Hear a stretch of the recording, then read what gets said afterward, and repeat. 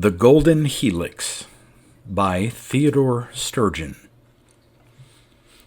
Originally published in the summer 1954 issue of Thrilling Wonder Stories magazine. Republished in multiple anthologies over the years, including 3 Times Infinity in 1958, Far Travelers in 1976, a French anthology in 1977, and What If in 1980. It first appeared in a collection of the author's stories named for this one in 1979. Subsequent collections include reissues of the same in 1980 and 1985, as well as A Touch of Sturgeon in 1987. Read by Darrell T. Smith II for my channel, Quasar Spectra. A brief introduction from the author. Far more remarkable to me than any other aspect of the intricate plot of this story is the fact that it was written in 1953, a good span of years before the double spiral of the DNA molecule was discovered, with its astonishing role in evolutionary structures. This makes the story a sort of quasi-mystical precognition, something I was not and could not be aware of when I wrote it. This is by no means the only time this has happened. Well, after the fact, readers have unearthed in my work devices, events, or phenomena that I couldn't possibly have known of at the time I wrote them. Velcro, illuminated watch dials, certain breakthroughs in cancer research, automobile smog devices, and a good many other things. The average gap between these appearances in my typewriter and the emergence of them in the real world seems to be about 15 years. I claim no special superiority for this and admit to a good deal of humility. There are times when I feel like no more than a length of pipe through which something pours these things into my manuscripts. The Golden Helix. 1.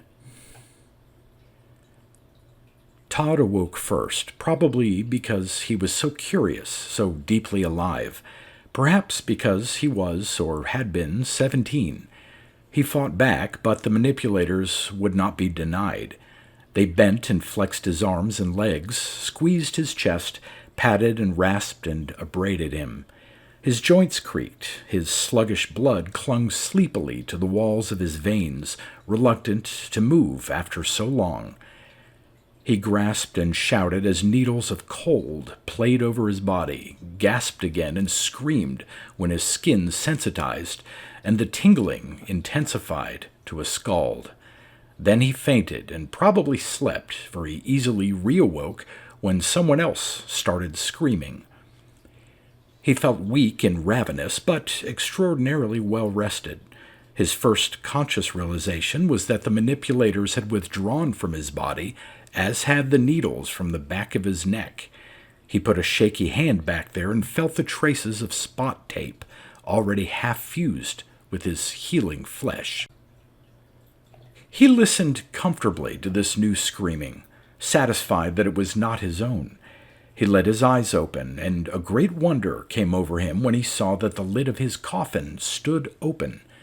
He clawed upward, sat a moment to fight a vicious swirl of vertigo, vanquished it, and hung his chin on the edge of the coffin. The screaming came from April's coffin. It was open too. Since the 2 massive boxes touched and their hinges were on opposite sides, he could look down at her.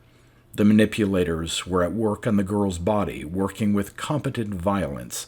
She seemed to be caught up in some frightful nightmare, lying on her back, dreaming of riding a runaway bicycle with an off-center pedal sprocket and epicyclic hubs.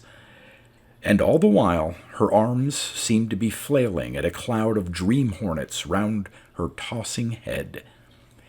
The needle cluster rode with her head, fanning out behind the nape like the mechanical extrapolation of an Elizabethan collar. Todd crawled to the end of his coffin, stood up shakily, and grasped the horizontal bar set at chest level. He got an arm over it and snugged it close under his armpit. Half suspended, he could then manage one of his feet over the edge, then the other to the top step. He lowered himself until he sat on it, outside the coffin at last, and slumped back to rest. When his furious lungs and battering heart calmed themselves, he went down the 4 steps one at a time, like an infant, on his buttocks. April's screams stopped. Todd sat on the bottom step, jackknifed by fatigue, his feet on the metal floor, his knees in the hollows between his pectorals and his shoulders. Before him, on a low pedestal, was a cube with a round switch disc on it. When he could, he inched a hand forward and let it fall on the disc. There was an explosive tinkle, and the front panel of the cube disappeared, drifting slowly away as a fine, glittering dust. He lifted his heavy hand and reached inside. He got 1 capsule, 2, carried them to his lips. He rested, then took a beaker from the cube. It was 3/4 full of purple crystals. He bumped it on the steel floor. The beaker's cover powdered and fell in, and the crystals were suddenly a liquid, effervescing violently. When it subsided, he drank it down. He belched explosively, and then his head cleared. His personal horizons expanded to include the other coffins, the compartment walls, the ship itself, and its mission. Out there, somewhere close now, was Sirius and its captive planet, Terra Prime, Earth's first major colony. Prime would one day flourish as Earth never had, for it would be a planned and tailored planet. 8.5 light years from Earth, Prime's population was composed chiefly of Earth immigrants living in pressure domes and slaving to alter the atmosphere of the planet to Earth normal. Periodically, there must be an infusion of Earth blood to keep the strain as close as possible on both planets, for unless a faster-than-light drive could be developed, there could be no frequent interchange between the worlds. What took light 8 years took humans half a lifetime. The solution was the coffins, the marvelous machine in which a man could slip into a sleep which was more than sleep while still on Earth, and awake years later in space, near his destination, subjectively only a month or so older. Without the coffins, there could be only divergence, possibly mutation. Humanity wanted to populate the stars, but with humanity. Todd and his 5 shipmates were handpicked. They had superiorities, mechanical, mathematical, and artistic aptitudes. But they were not all completely superior. One does not populate a colony with leaders alone and expect it to live. They, like the rest of their cargo, machine designs, microfilms of music and art, technical and medical writings, novels and entertainment, were neither advanced nor extraordinary. Except for Teague, they were the tested median, the competent. They were basic blood for a mass rather than an elite. Todd glanced around the blank walls and into the corner where a thin line delineated the sealed door. He ached to fling it open and skid across the corridor, punch the control which would slide away the armor which masked the port, and soak himself in his first glimpse of outer space. He had heard so much about it, but he had never seen it. They had all been deep in their timeless sleep before the ship had blasted off. But he sighed and went instead to the coffins. Alma's was still closed, but there was sound and motion in varying degrees from all the others. He glanced first into April's coffin. She seemed to be asleep now. The needle cluster and manipulators had withdrawn. Her skin glowed. It was alive and as unlike its former monochrome waxiness as it could be. He smiled briefly and went to look at Teague. Teague, too, was in real slumber. The fierce vertical line between his brows was shallow now, and the hard, deft hands lax and uncharacteristically purposeless. Todd had never seen him before without a focus for those narrow, blazing green eyes, without decisive spring and balance in his pose. It was good, somehow, to feel that for all his responsibilities, Teague could be as helpless as anyone. Todd smiled as he passed Alma's closed coffin. He always smiled at Alma when he saw her, when he heard her voice, when she crossed his thoughts. It was possible to be very brave around Alma, for gentleness and comfort were so ready that it was almost not necessary to call upon them. One could bear anything, knowing she was there. Todd crossed the chamber and looked at the last pair. Carl was a furious blur of motion, his needle cluster swinging free, his manipulators in the final phase. He grunted instead of screaming, a series of implosive, startled gasps. His eyes were open, but only the whites showed. Moira was quite relaxed, turned on her side, poured out on the floor of the coffin like a long golden cat. She seemed in a contented abandonment of untroubled sleep. He heard a new sound and went back to April. She was sitting up, cross-legged, her head bowed, apparently in deep concentration. Todd understood. He knew that sense of achievement and the dedication of an entire psyche to the proposition that these weak and trembling arms, which hold one up, shall not bend. He reached in and gently lifted the soft white hair away from her face. She raised the albino's fathomless ruby eyes to him and whimpered. "Come on," he said quietly. "We're here." When she did not move, he balanced on his stomach on the edge of the coffin and put one hand between her shoulder blades. "Come on." She pitched forward, but he caught her so that she stayed kneeling. He drew her up and forward and put her hands on the bar. "Hold tight, Ape," he said. She did, while he lifted her thin body out of the coffin and stood her on the top step. "Let go now. Lean on me."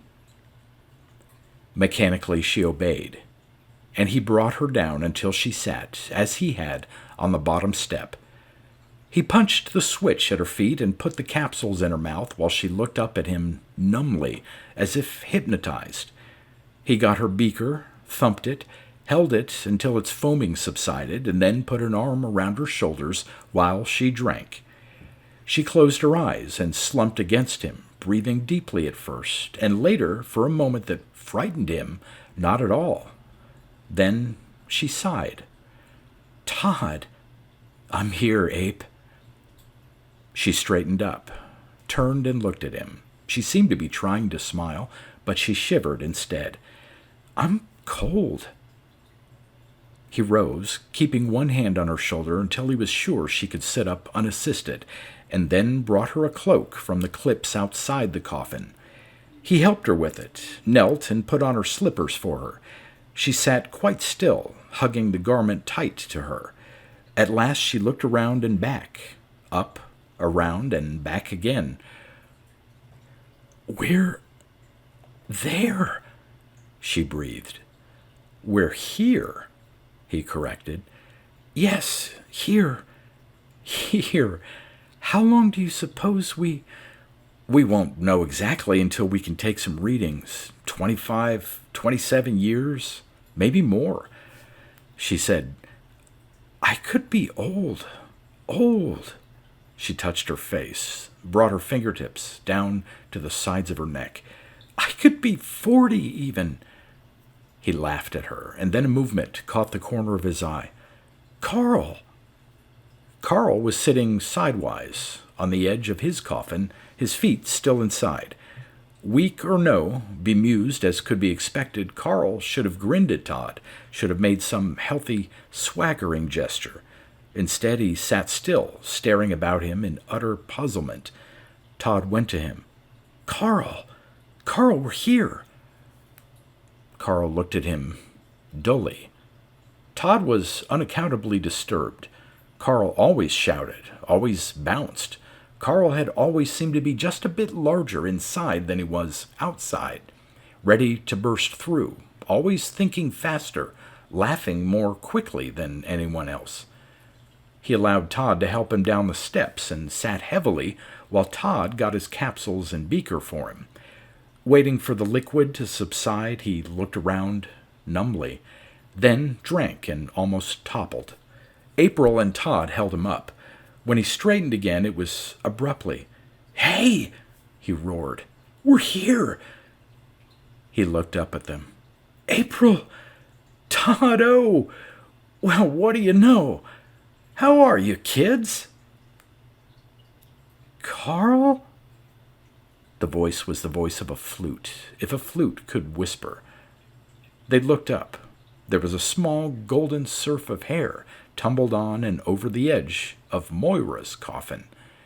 Weakly, eagerly, they clambered up to Moira and helped her out. Carl breathed such a sigh of relief that Todd and April stopped to smile at him, at each other. Carl shrugged out of his weakness as if it were an uncomfortable garment and went to be close to Moira, to care about Moira and nothing else. A deep, labored voice called, "Who's up?" "Teague! It's Teague! All of us, Teague!" called Todd. "Carl and Moira and April and me, all except Alma." Slowly, Teague's great head rose out of the coffin. He looked around with the controlled motion of a radar sweep. When his head stopped its one turning, the motion seemed relayed to his body, which began to move steadily upward. The four who watched him knew intimately what this cost him in sheer willpower, yet no one made any effort to help. Unasked, one did not help Teague. One leg over, the second. He ignored the bar and stepped down to seat himself on the bottom step as if it were a throne. His hands moved very slowly but without faltering as he helped himself to the capsules, then the beaker. He permitted himself a moment of stillness, eyes closed, nostrils pinched. Then life coursed strongly into him. It was as if his muscles visibly filled out a little. He seemed heavier and taller, and when he opened his eyes, they were the deeply vital, commanding light sources which had drawn them, linked them, led them all during their training. He looked toward the door in the corner. "Has anyone—" "We were waiting for you," said Todd. "Shall we? Can we go look now? I want to see the stars." "We'll see to Alma first." Teague rose, ignoring the lip of his coffin and the handhold it offered. He went to Alma's. With his height, he was the only one among them who could see through the top plate without mounting the steps. Then, without turning, he said, "Wait." The others, half across the room from him, stopped. Teague turned to them. There was no expression on his face at all. He stood quite motionless for perhaps 10 seconds, and then quietly released a breath. He mounted the steps of Alma's coffin, reached, and the side nearest his own machine sank silently into the floor. He stepped down and spent a long moment bent over the body inside. From where they stood, tense and frightened, the others could not see inside.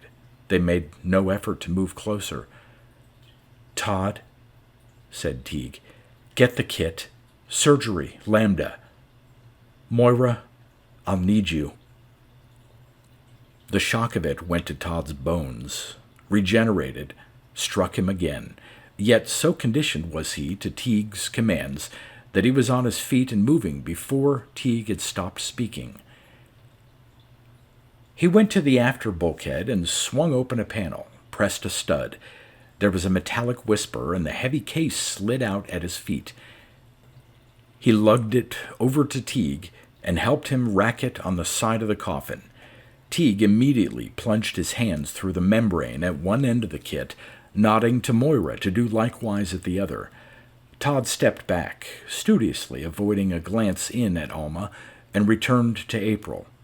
She put both her hands tight around his left biceps and leaned close. "Lambda," she whispered. "That's parturition, isn't it?" He shook his head. Parturition is surgery kappa, he said painfully. He swallowed. Lambda's Caesarean. Her crimson eyes widened. Caesarean? Alma? She'd never need a Caesarean.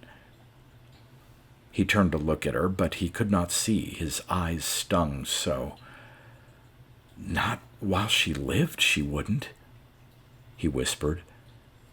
He felt the small white hands tighten painfully on his arm. Across the room, Carl sat quietly. Todd squashed the water out of his eyes with the heel of his hand. Carl began pounding knuckles very slowly against his own temple. Teague and Moira were busy for a long time. 2. Todd pulled in his legs and lowered his head until the kneecaps pressed cruelly against his eyebrow ridges. He hugged his shins, ground his back into the wall panels, and in this red-spangled blackness he let himself live back and back to Alma and joy, Alma and comfort, Alma and courage. He had sat once, just this way, twisted by misery and anger, blind and helpless, in a dark corner of an equipment shed at the spaceport. The rumor had circulated that April would not come after all because albinism and the Sirius rock would not mix. It turned out to be untrue, but that did not matter at the time. He had punched her, punched Alma, because in all the world he had been given nothing else to strike out at, and she had found him and had sat down to be with him. She had not even touched her face where the blood ran. She simply waited until at last he flung himself on her lap and wept like an infant. And no one but he and Alma ever knew of it.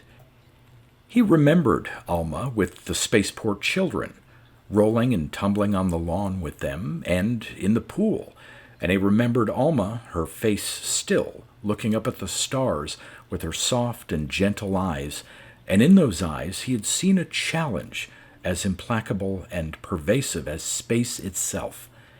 The tumbling on the lawn, the towering dignity, these coexisted in Alma without friction. He remembered things she had said to him, for each of the things he could recall, the kind of light, the way he stood, the very smell of the air at the time. Never be afraid, Todd. Just think of the worst possible thing that might happen.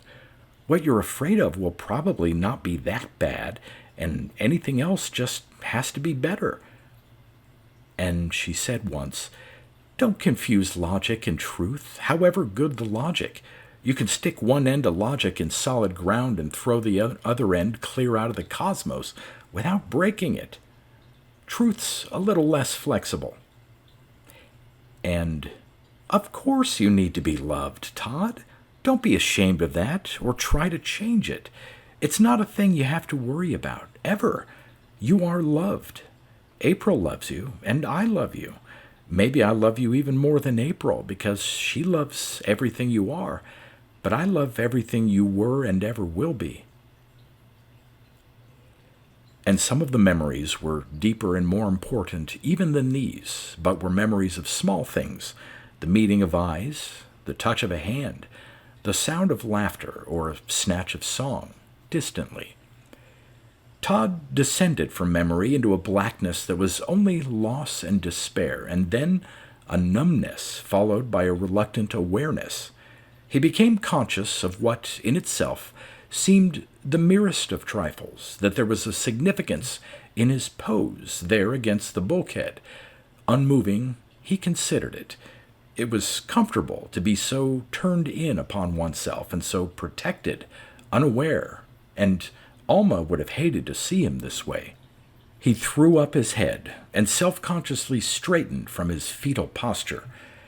That's over now, he told himself furiously, and then, dazed, wondered what he had meant.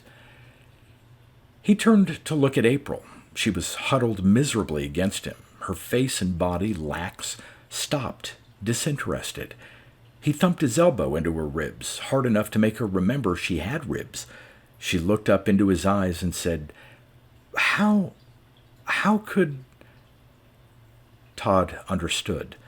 Of the 3 couples standard for each ship of the Syrian project, one traditionally would beget children on the planet, one earlier as soon as possible after awakening, and one still earlier, for conception would take place within the coffin, but not before awakening, and surely not long enough before to permit of gestation. It was an impossibility. The vital processes were so retarded within the coffin that effectively there would be no stirring of life at all. So, how, April pleaded, how could... Todd gazed upon his own misery, then April's, and wondered what it must be that Teague was going through. Teague, without looking up, said, "Todd."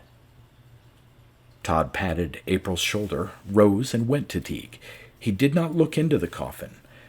Teague, still working steadily, tilted his head to one side to point. "I need a little more room here." Todd lifted the transparent cube Teague had indicated and looked at the squirming pink bundle inside. He almost smiled. It was a nice baby. He took one step away and Teague said, "Take 'em all, Todd." He stacked them and carried them to where April sat. Carl rose and came over and knelt. The boxes hummed, a vibration which could be felt, not heard, as nutrient-bearing air circulated inside and back to the power packs.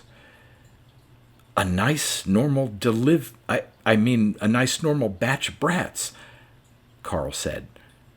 "4 girls, 1 boy, just right." Todd looked up at him. "There's one more, I think." There was. Another girl. Moira brought it over in the 6th box. "Sweet," April breathed, watching them. "They're sweet." Moira said wearily, "That's all." Todd looked up at her. "Alma?" Moira waved laxly toward the neat stack of incubators. "That's all," she whispered tiredly and went to Carl. "That's all there is of Alma," Todd thought bitterly. He glanced across at Teague. The tall figure raised a steady hand, wiped his face with his upper arm. His raised hand touched the high end of the coffin, and for an instant held a grip. Teague's face lay against his arm, pillowed, hidden and still. Then he completed the wiping motion and began stripping the sterile plastic skin from his hands. Todd's heart went out to him, but he bit the insides of his cheeks and kept silent. "A strange tradition," thought Todd, "that makes it impolite to grieve." Teague dropped the shreds of plastic into the disposal slot and turned to face them. He looked at each in turn, and each in turn found some measure of control. He turned then and pulled a lever, and the side of Alma's coffin slid silently up. "Goodbye." Todd put his back against the bulkhead and slid down beside April. He put an arm over her shoulders. Carl and Moira sat close, holding hands. Moira's eyes were shadowed, but very much awake. Carl bore an expression almost of sullenness. Todd glanced, then glared at the boxes. 3 of the babies were crying, though of course they could not be heard through the plastic incubators. Todd was suddenly conscious of Teague's eyes upon him. He flushed and then let his anger drain to the capacious inner reservoir which must hold it and all his grief as well. When he had their attention, Teague sat cross-legged before them and placed a small object on the floor.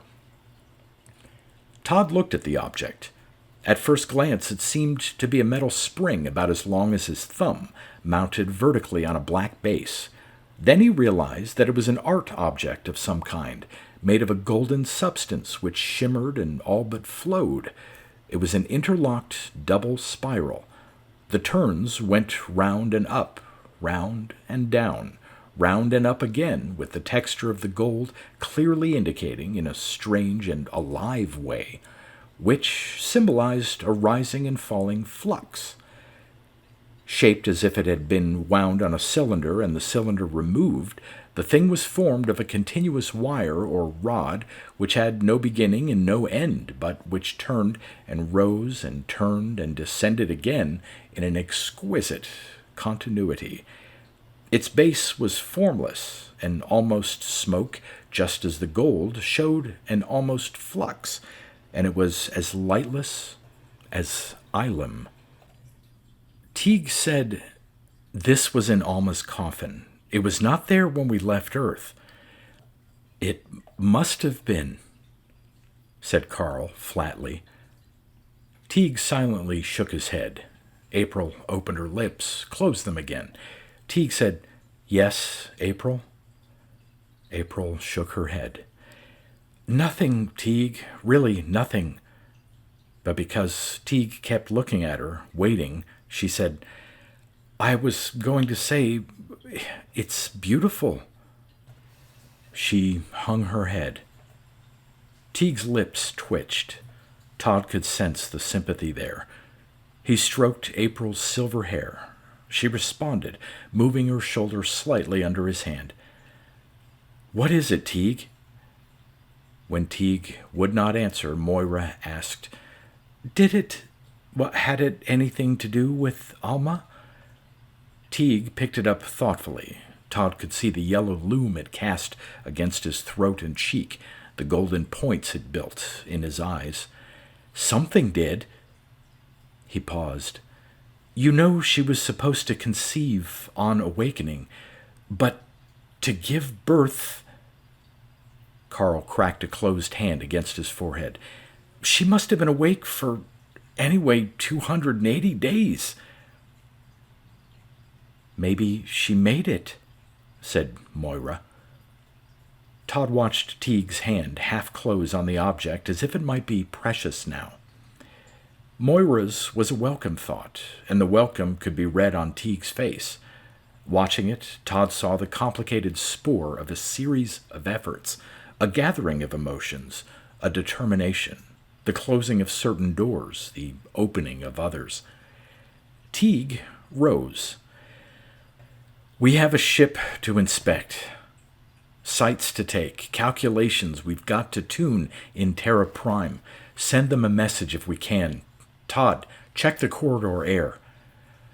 "The stars. We'll see the stars," Todd whispered to April, the heady thought all but eclipsing everything else. He bounded to the corner where the door controls waited. He punched the test button, and a spot of green appeared over the door, indicating that, with their awakening, the evacuated chambers, the living and control compartments, had been flooded with air and warmed. "Air okay." "Go on, then." They crowded around Todd as he grasped the lever and pushed. "I won't wait for orders," Todd thought. "I'll slide right across the corridor and open the guard plate, and there it'll be. Space and the stars." The door opened. There was no corridor, no bulkhead, no armored porthole, no ship. There was a night out there, dank, warm. It was wet. In it were hooked, fleshy leaves and a tangle of roots, a thing with legs which hopped up on the sill and shimmered its wings for them, a thing like a flying hammer which crashed in and smote the shimmering one and was gone with it, leaving a stain on the deck plates. There was a sky aglow with a ghastly green. There was a thrashing and a scream out there, a pressure of growth and a wrongness. Blood ran down Todd's chin. His teeth met through his lower lip. He turned and looked past 3 sets of terrified eyes to Teague, who said, "Shut it!" Todd snatched at the control. It broke off in his hand. How long does a long thought, take? Todd stood with the fractured metal in his hand and thought, "We were told that above all things we must adapt. We were told that perhaps there would be a thin atmosphere by now, on Terra Prime, but that in all likelihood we must live a new kind of life in pressure domes. We were warned that what we might find would be flash mutation, where the people could be more or less than human. We were warned even that there might be no life on Prime at all. But look at me now. Look at all of us. We weren't meant to adapt to this, and we can't. Somebody shouted while somebody shrieked, each sound a word, each destroying the other. Something thick as a thumb, long as a hand, with a voice like a distant air horn, hurtled through the door and circled the room. Teague snatched a folded cloak from the clothing rack and, poising just a moment, batted it out of the air. It skittered, squirming across the metal floor. He threw the cloak on it to capture it. "Get that door closed!"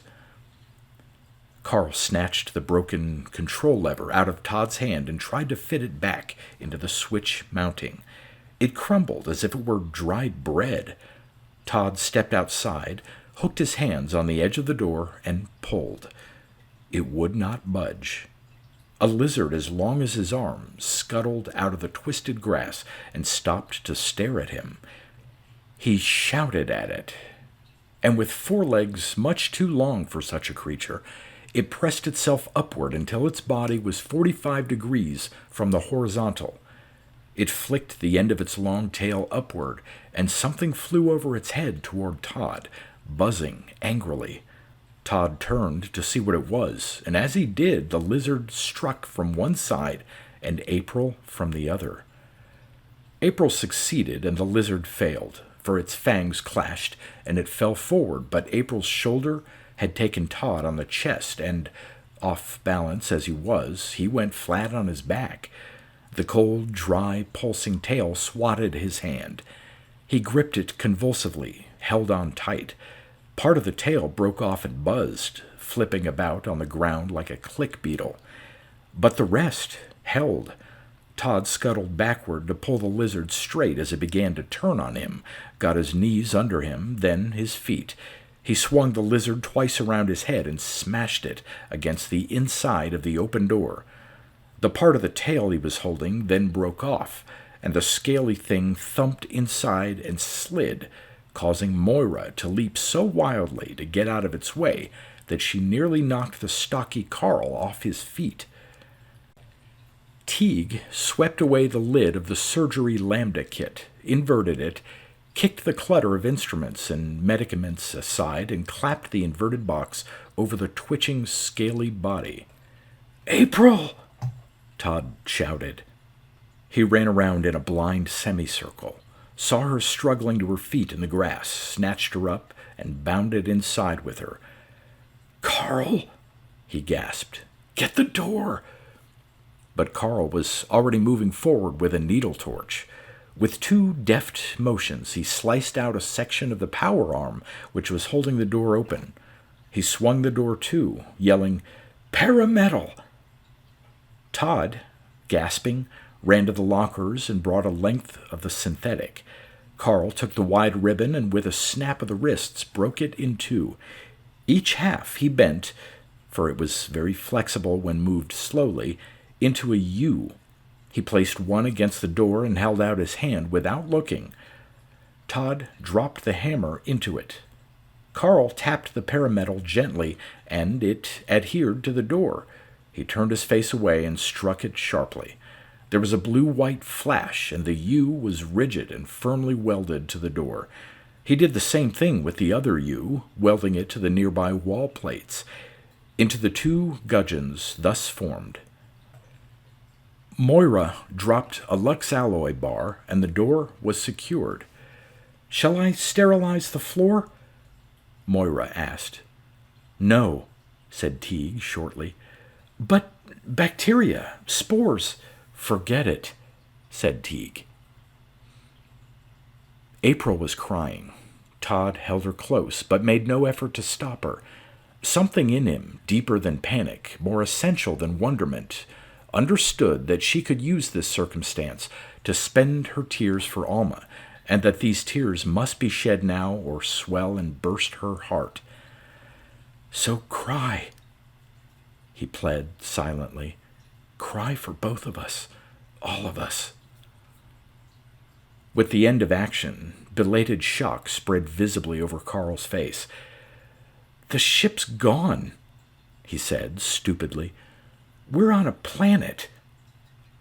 He looked at his hands, turned abruptly to the door, stared at it, and began to shiver. Moira went to him and stood quietly, not touching him, just being near, in case she should be needed. April grew gradually silent. Carl said, and then shook his head. Click. Shh. Clack. Click. Methodically, Teague was stacking the scattered contents of the medical kit. Todd patted April's shoulder and went to help. Moira glanced at them, peered closely into Carl's face, then left him and came to lend a hand. April joined them, and at last Carl. They swept up and racked and stored the clutter, and when Teague lowered a table, they helped get the dead lizard on it and pegged out for dissection. Moira cautiously disentangled the huge insect from the folds of the cloak and clapped a box over it, slid the lid underneath to bring the feebly squirming thing to Teague.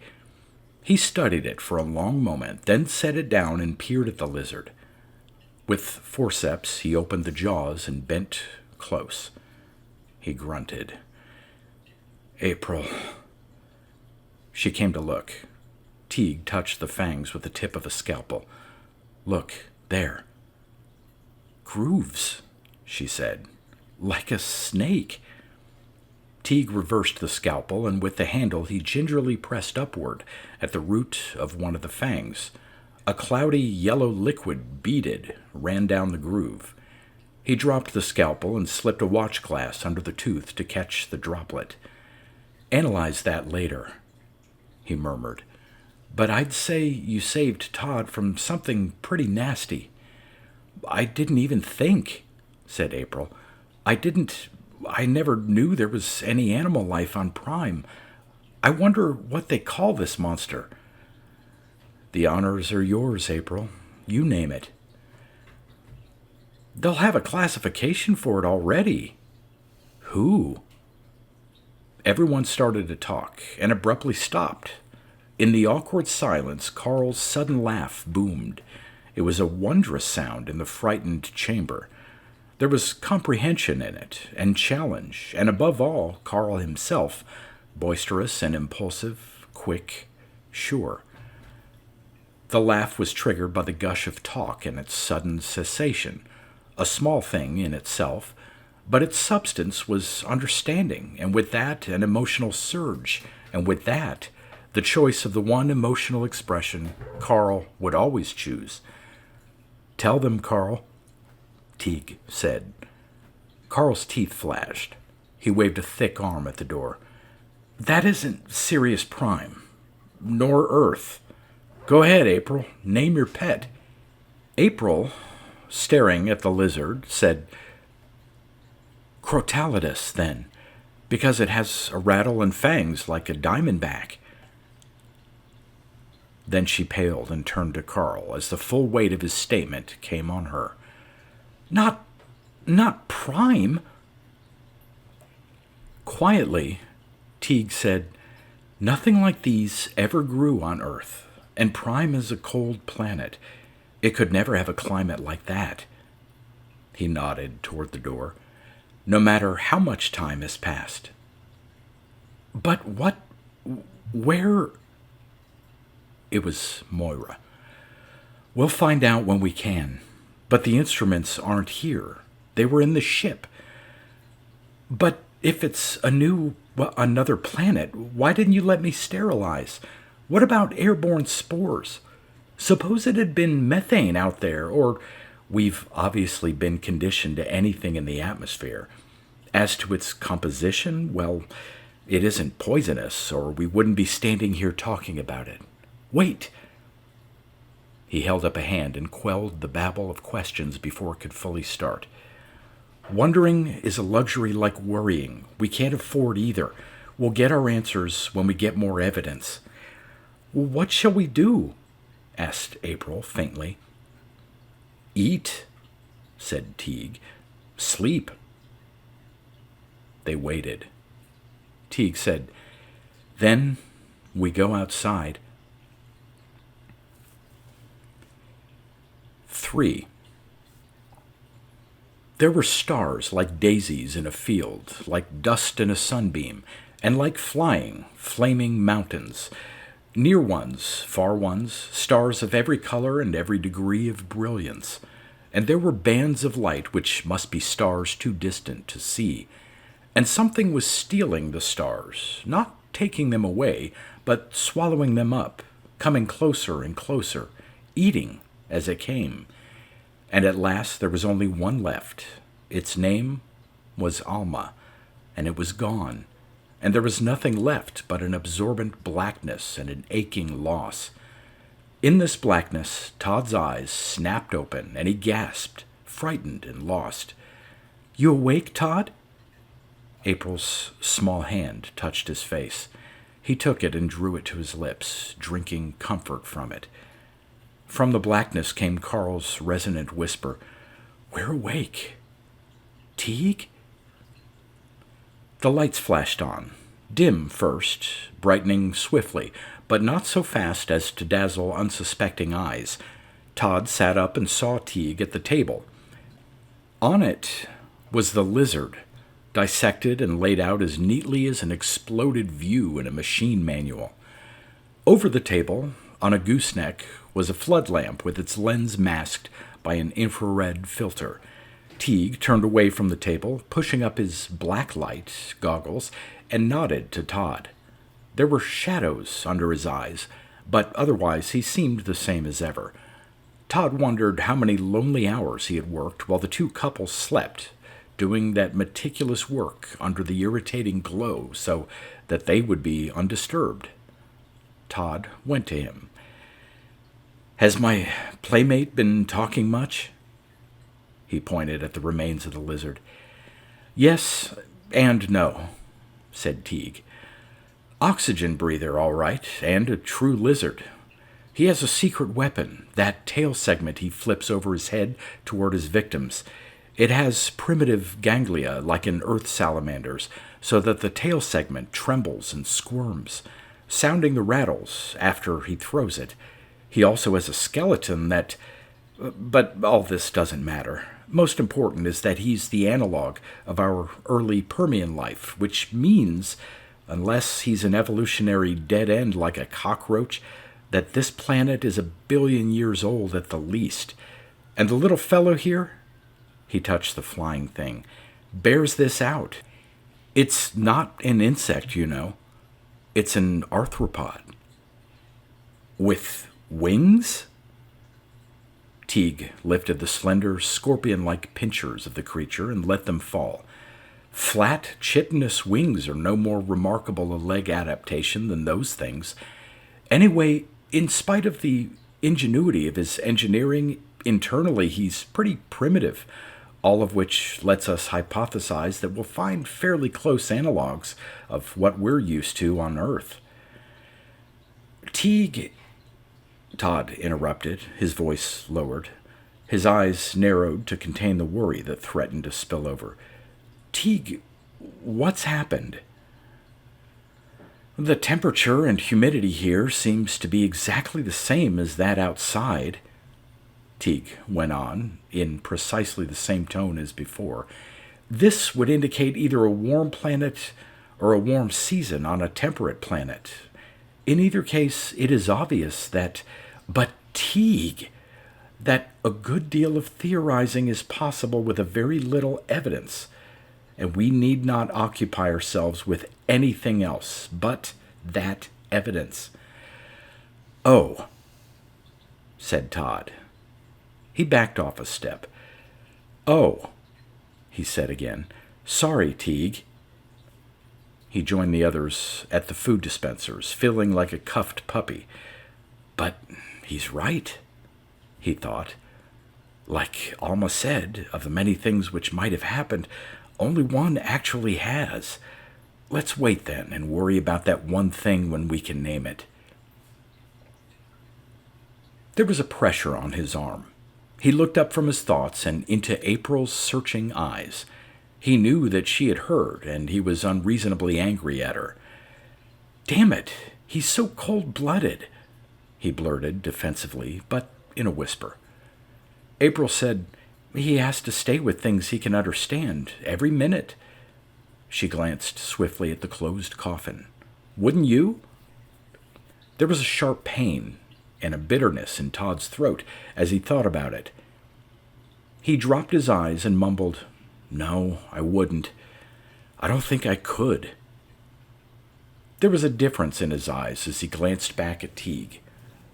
"But it's so easy, after all, for strong people to be strong," he thought. "Teague, what do we wear?" Carl called. "Skin flecks." "Oh, no," cried Moira. "It's so clingy and hot." Carl laughed at her. He swept up the lizard's head and opened its jaws. "Smile at the lady. She wouldn't put any tough old skin flakes in the way of your pretty teeth." "Put it down," said Teague sharply, though there was a flicker of amusement in his eyes. "It's still loaded with God knows what alkaloid. Moira, he's right. Skinflex just doesn't puncture."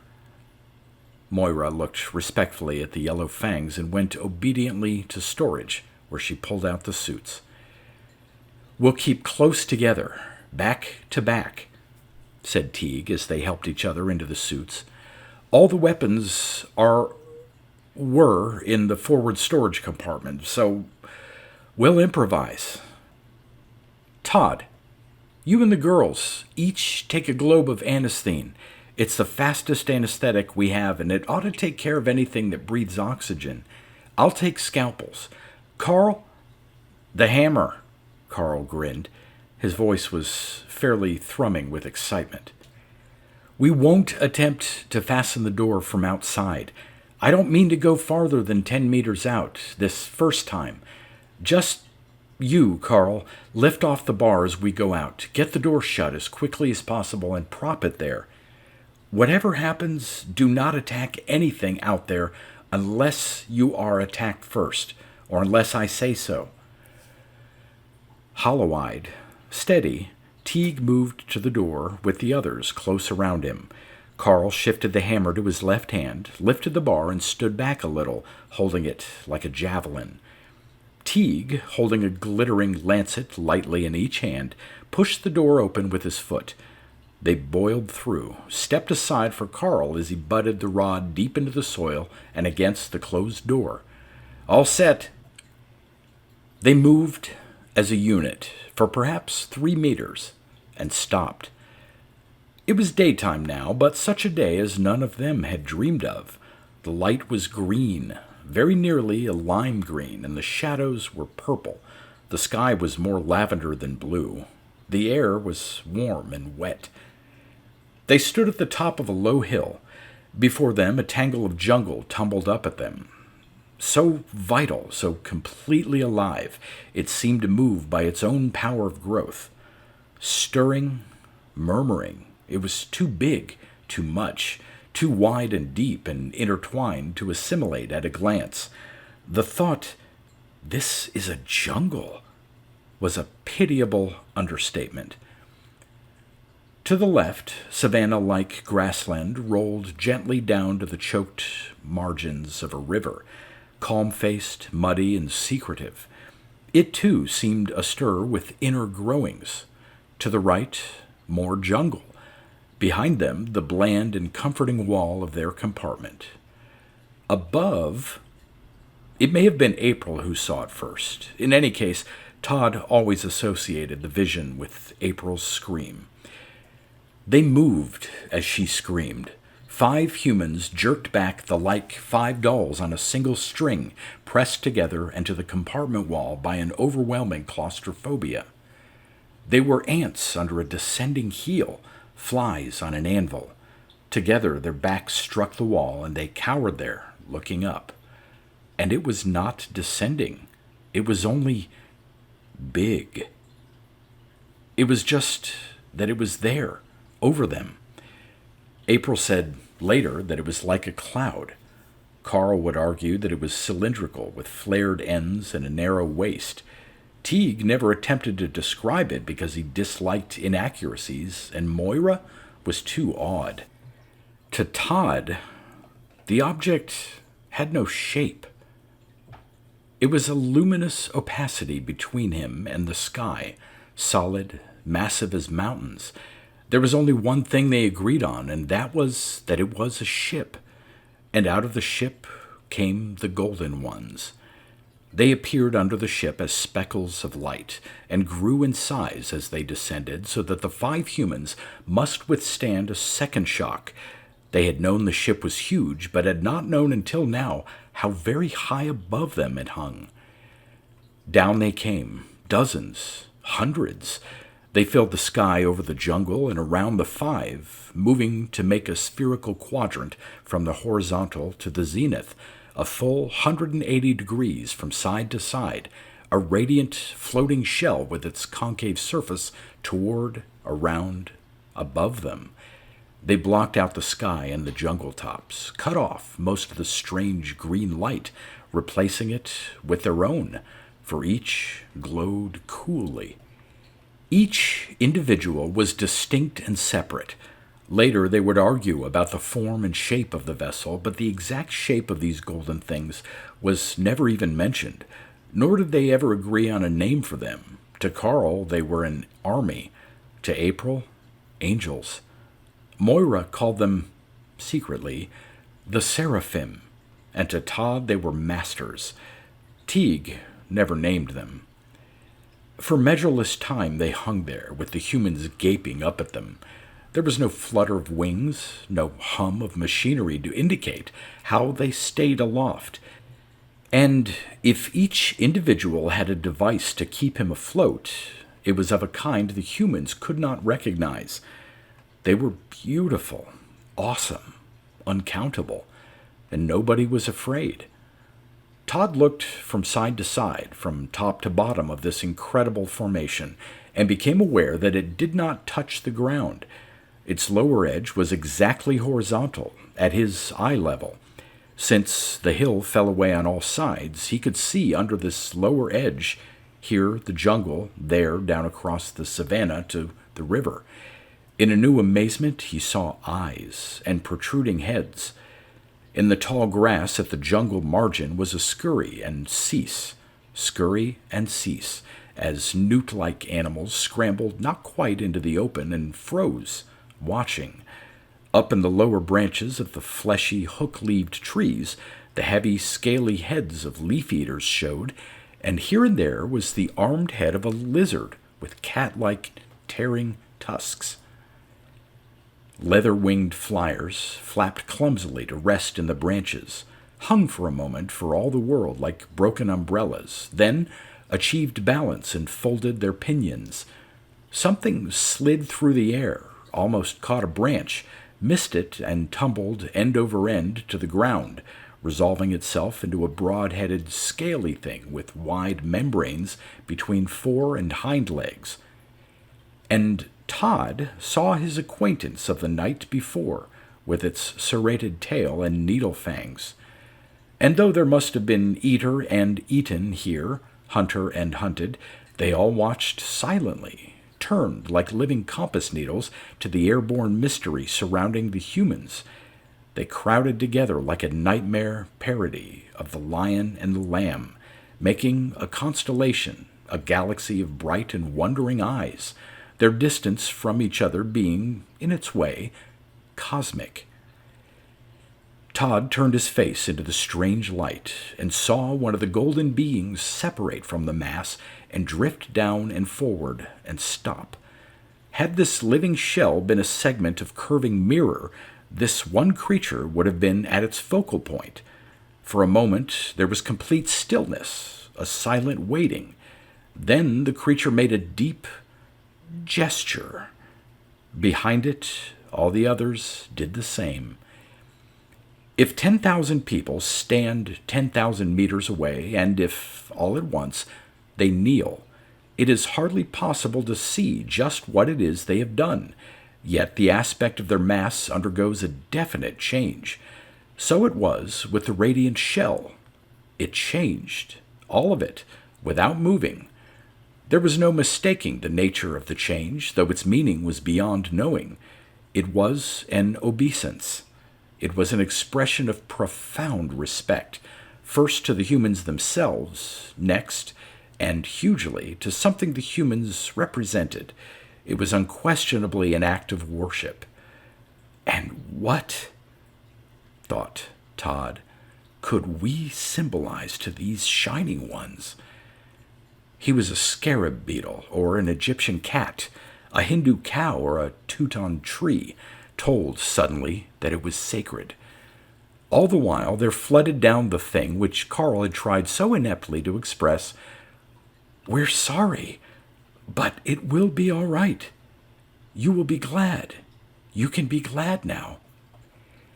At last there was a change in the mighty formation. The center rose and the wings came in, the left one rising and curling to tighten the curve, the right one bending inward without rising. In a moment the formation was a column, a hollow cylinder. It began to rotate slowly, divided into a series of close-set horizontal rings. Alternate rings slowed and stopped and began a counter-rotation, and with a sudden shift became two interlocked spirals. Still, the overall formation was a hollow cylinder, but now it was composed of an upward and a downward helix. The individuals spun and swirled down and down, up, and kept this motion within the cylinder, and the cylinder quite discreet as it began to rise. Up and up it lifted, brilliantly, silently, the living original of that which they had found by Alma's body, up and up, filling the eye and the mind with its complex and controlled ascent, its perfect continuity, for here was a thing with no beginning and no end, all flux and balance, where each rising was matched by a fall and each turn by its counterpart. High and higher, and at last it was a glowing spot against the hovering shadow of the ship, which swallowed it up. The ship left then, not moving, but fading away like the streamers of an aurora, but faster. In 3 heartbeats it was there. Perhaps it was there. It was gone. Todd closed his eyes, seeing that dynamic double helix. The tip of his mind was upon it. He trembled on the edge of revelation. He knew what that form symbolized. He knew that it contained the simple answer to his life and their lives, to this planet and its life and the lives which were brought to it. If a cross is more than an instrument of torture, more than the memento of an event, if the crux ansata, the yin and yang, David's star, and all such crystallizations were but symbols of great systems of philosophy, then this dynamic intertwined spiral, this free-flowing, rigidly choreographed symbol, was... Something grunted, something screamed, and the wondrous answer turned and rose, spiraling away from him to be gone in 3 heartbeats. Yet, in that moment, he knew it was there for him when he had the time, the phasing, the bringing together of whatever elements were needed. He could not use it yet, but he had it. He had it. Another scream, an immense thrashing all about. The spell was broken and the armistice over. There were chargings and fleeings, cries of death agony, and roaring challenges in and over the jungle, through the grasses to the suddenly boiling river. Life goes on, and death with it, but there must be more than life when too much life is thrown together.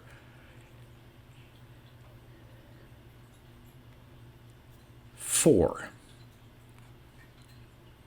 It may be that their 5 human lives were saved, in that turbulent reawakening only by their alienness, for the life around them was cheek and jowl with its familiar enemy, its familiar quarry, its familiar food, and there need be no experimenting with the 5 soft containers of new, rich juices standing awestruck with their backs to their intrusive shelter. Then, slowly, they met one another's eyes. They cared enough for each other so that there was a gladness of sharing.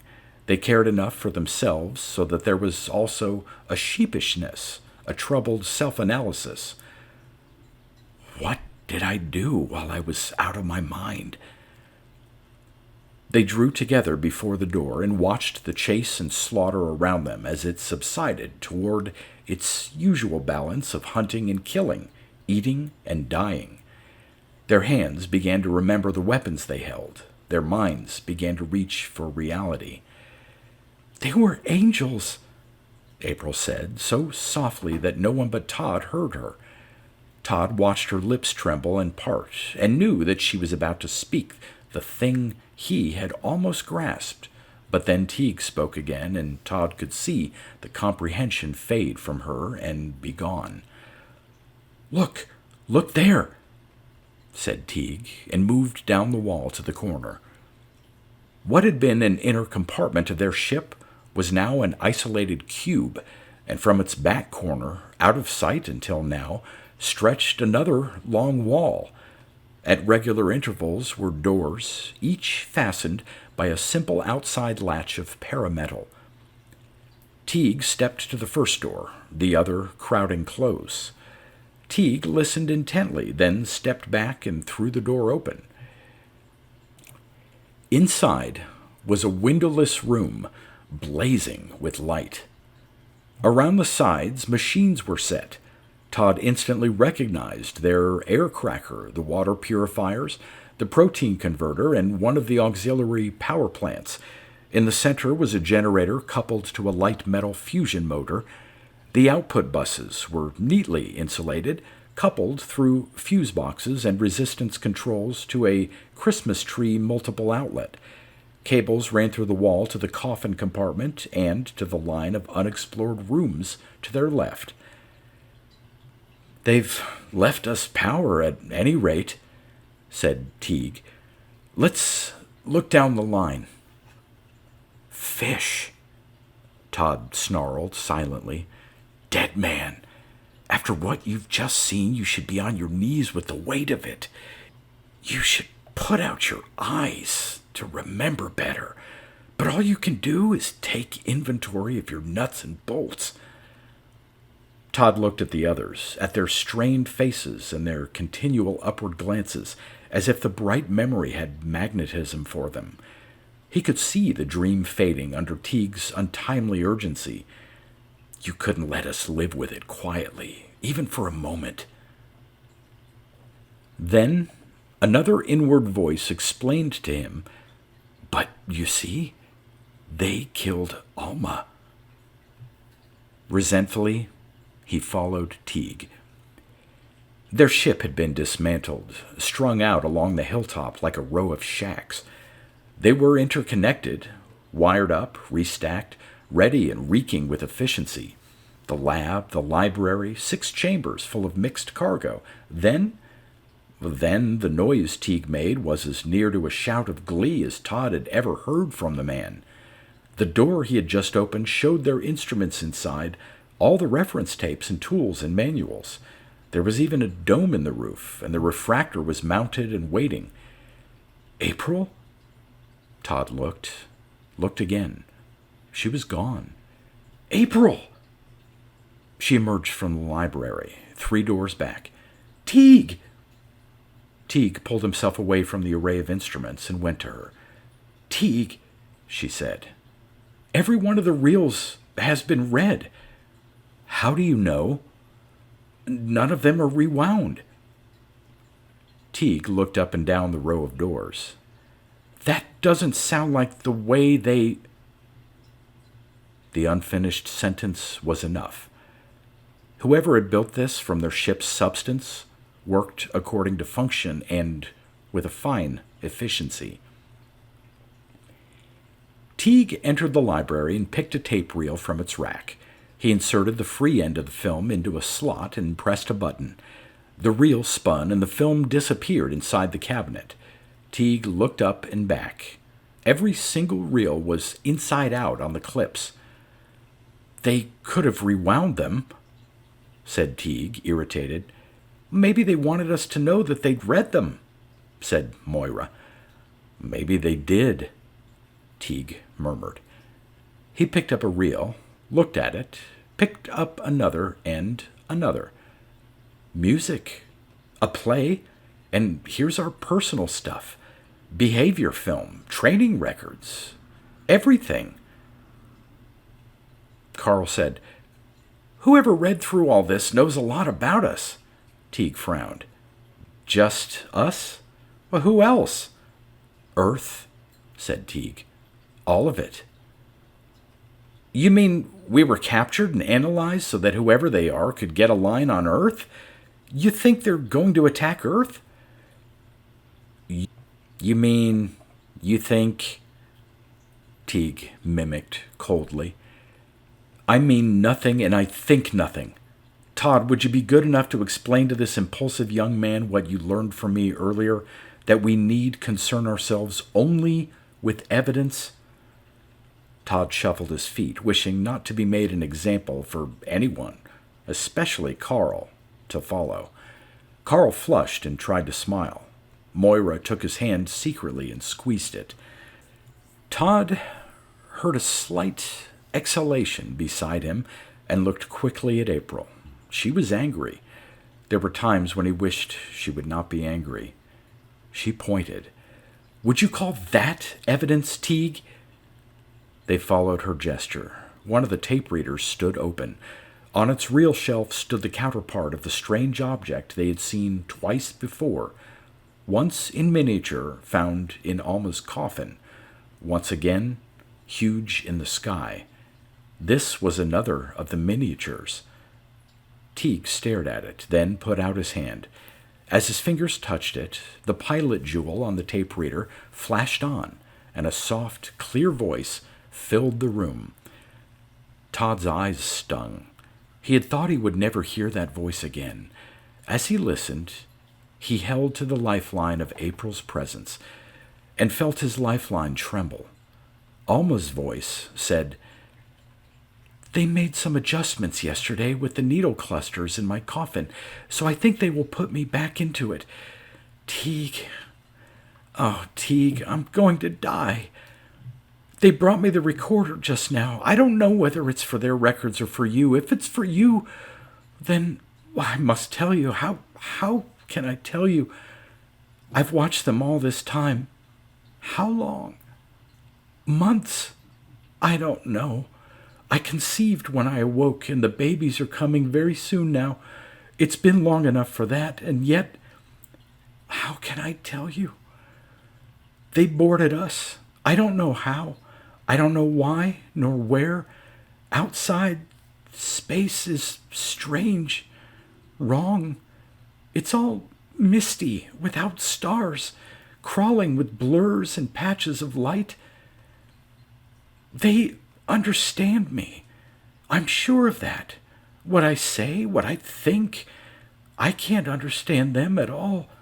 They radiate feelings, sorrow, curiosity, confidence, respect. When I began to realize I would die, they gave me a kind of regret. When I broke and cried and said I wanted to be with you, Teague, they reassured me. They said I would. I'm sure that's what they said, but how could that be? They're completely dedicated in what they're doing. Their work is a religion to them, and we are part of it. They value us, Teague. They didn't just find us, they chose us. It's as if we were the best part of something even they consider great. The best. Among them, I feel like an amoeba. They're beautiful, Teague. Important. Very sure of what they're doing. It's that certainty that makes me believe what I have to believe. I am going to die, and you will live, and you and I will be together. How can that be? How can that be? Yet it is true, so believe it with me, Teague. But find out how. Teague, Every day they have put a machine on me, radiating. It has to do with the babies. It isn't done to harm them, I'm sure of that. I'm their mother, and I am sure of it.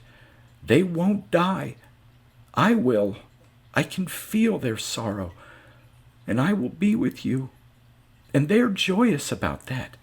Teague, find out how. Todd closed his eyes so that he would not look at Teague, and wished with all his heart that Teague had been alone to hear that ghostly voice. As to what it had said, the words stood as a frame for a picture he could not see, showing him only where it was, not what it meant. Alma's voice had been tremulous and unsure, but he knew it well enough to know that joy and certitude had lived with her as she spoke. There was wonderment, but no fear. Knowing that it might be her only message to them, should she not have told them more? Facts, figures, measurements? Then an old, old tale flashed into his mind, an early thing from the ancient Amer English by Heinlein. Heinlein, was it? No matter. About a man who tried to convey to humanity a description of the super beings who had captured him, with only his body as a tablet and his nails as a stylus. Perhaps he was mad by the time he finished, but his message was clear, at least to him. Creation took 8 days. How would he, Todd, describe an association with the ones he had seen in the sky outside, if he had been with them for nearly 300 days? April tugged gently at his arm. He turned toward her, still avoiding the sight of Teague. April inclined her shining white head to the door. Moira and Carl already stood outside. They joined them and waited wordlessly until Teague came out. When he did, he was grateful, and he need not say so. He came out, a great calm in his face and voice, past them and let them follow him to his methodical examination of the other compartments to finish his inventory. Food stores, cable and conduit, metal and parametal rod and sheet stock, tools and tool-making matrices and dies, a hangar in which lay their lifeboat, fully equipped. But there was no long-range communication device, and no parts for one, and there was no heavy space drive mechanism, nor tools to make one, nor fuel if they should make the tools. Back in the instrument room, Carl grunted. "Somebody means for us to stick around." "The boat," Teague said. "I don't think they'd have left us the boat if Earth was in range." "We'll build a beacon," Todd said suddenly. "We'll get a rescue ship out to us." "Out where?" asked Teague dryly. They followed his gaze. Bland and silent, merciless, the decay chronometer stared back at them. Built around a standard radioactive, it had 2 dials, one which measured the amount of energy radiated by the material, and one which measured the lost mass. When they checked, the reading was correct. They checked, and the reading was 64. 64 years, said Teague. "Assuming we averaged as much as 1/2 light speed, which isn't likely, we must be 30 light years away from Earth. 30 years to get a light beam there, 60 or more to get a ship back, plus time to make the beacon, and time for Earth to understand the signal and prepare a ship." He shook his head. "Plus the fact," Todd said in a strained voice, "that there is no habitable planet in a 30-year radius from Sol, except Prime." Shocked, they gaped silently at this well-known fact. 1,000 years of scrupulous search with the best instruments could not have missed a planet like this at such a distance. "Then the chronometer's wrong." "I'm afraid not," said Teague. "It's 64 years since we left Earth, and that's that." "And this planet doesn't exist," said Carl with a sour smile, and I suppose that is also that." "Yes, Teague," said Todd. "One of those two facts can't exist with the other." "They can, because they do," said Teague. "There's a missing factor. Can a man breathe underwater, Todd?" "If he has a diving helmet." Teague spread his hands.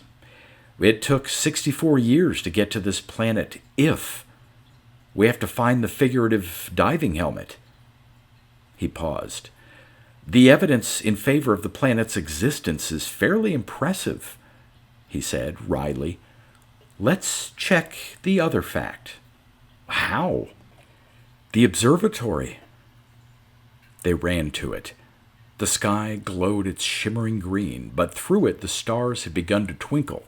Carl got to the telescope first, put a big hand on the swing controls, and said, "Where's first?" He tugged at the instrument. "Hey!" He tugged again. "Don't!" said Teague sharply. Carl let go and backed away. Teague switched on the lights and examined the instrument. "It's already connected to the compensators," he said. "Humph! Our hosts are most helpful." He looked at the setting of the small motors which moved the instrument to cancel diurnal rotation effects. 28 hours, 13 minutes plus. Well, if that's correct for this planet, it's proof that this isn't Earth or Prime. If we needed proof. He touched the controls lightly. "Carl, what's the matter here?" Carl bent to look. There were dabs of dull silver on the threads of the adjusting screws. He touched them. "Parametal," he said. "Unflashed, but it is adhered enough to jam the threads. Take a couple days to get it off without jarring it. Look here, they've done the same thing with the objective screws." "We look at what they want us to see and like it," said Todd. "Maybe it's something we want to see," said April gently. Only half teasing, Todd said, "Whose side are you on, anyway?" Teague put his eye to the instrument. His hands, by habit, strayed to the focusing adjustment, but found it locked the same way as the others. "Is there a galactic atlas?"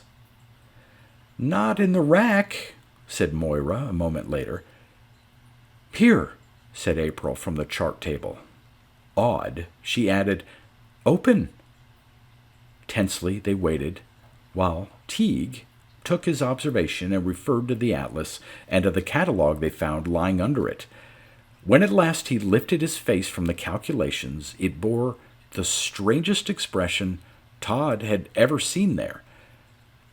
"Our divining helmet," he said at last, very slowly, too evenly.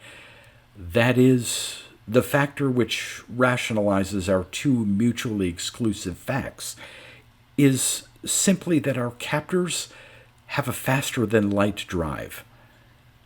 But according to theory, according to our telescope," Teague interrupted, "through which I have just seen Sol and these references so thoughtfully laid out for us."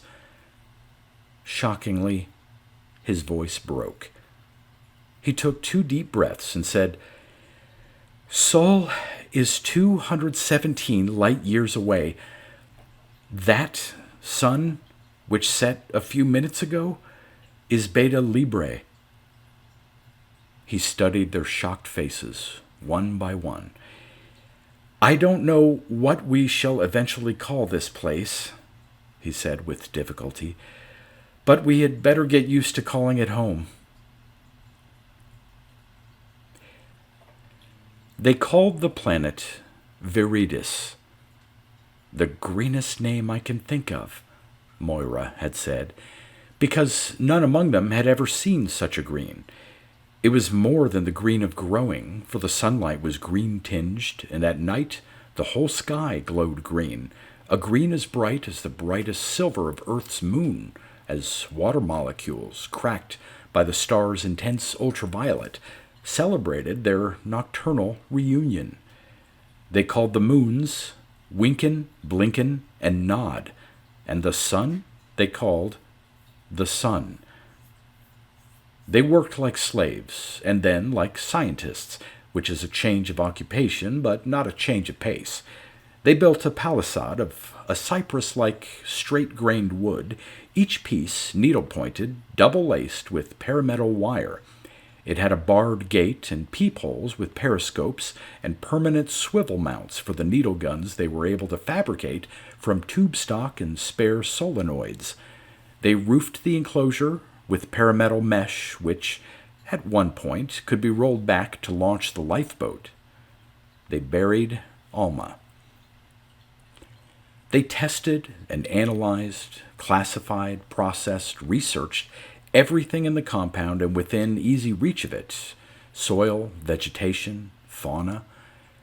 They developed an insect repellent solution to coat the palisade and an insecticide with an automatic spray to keep the compound clear of the creatures, for they were numerous, large, and occasionally downright dangerous, like the flying caterpillar which kept its pseudopods in its winged form and enthusiastically broke them off in the flesh of whatever attacked them, leaving an angry rash and suppurating sores.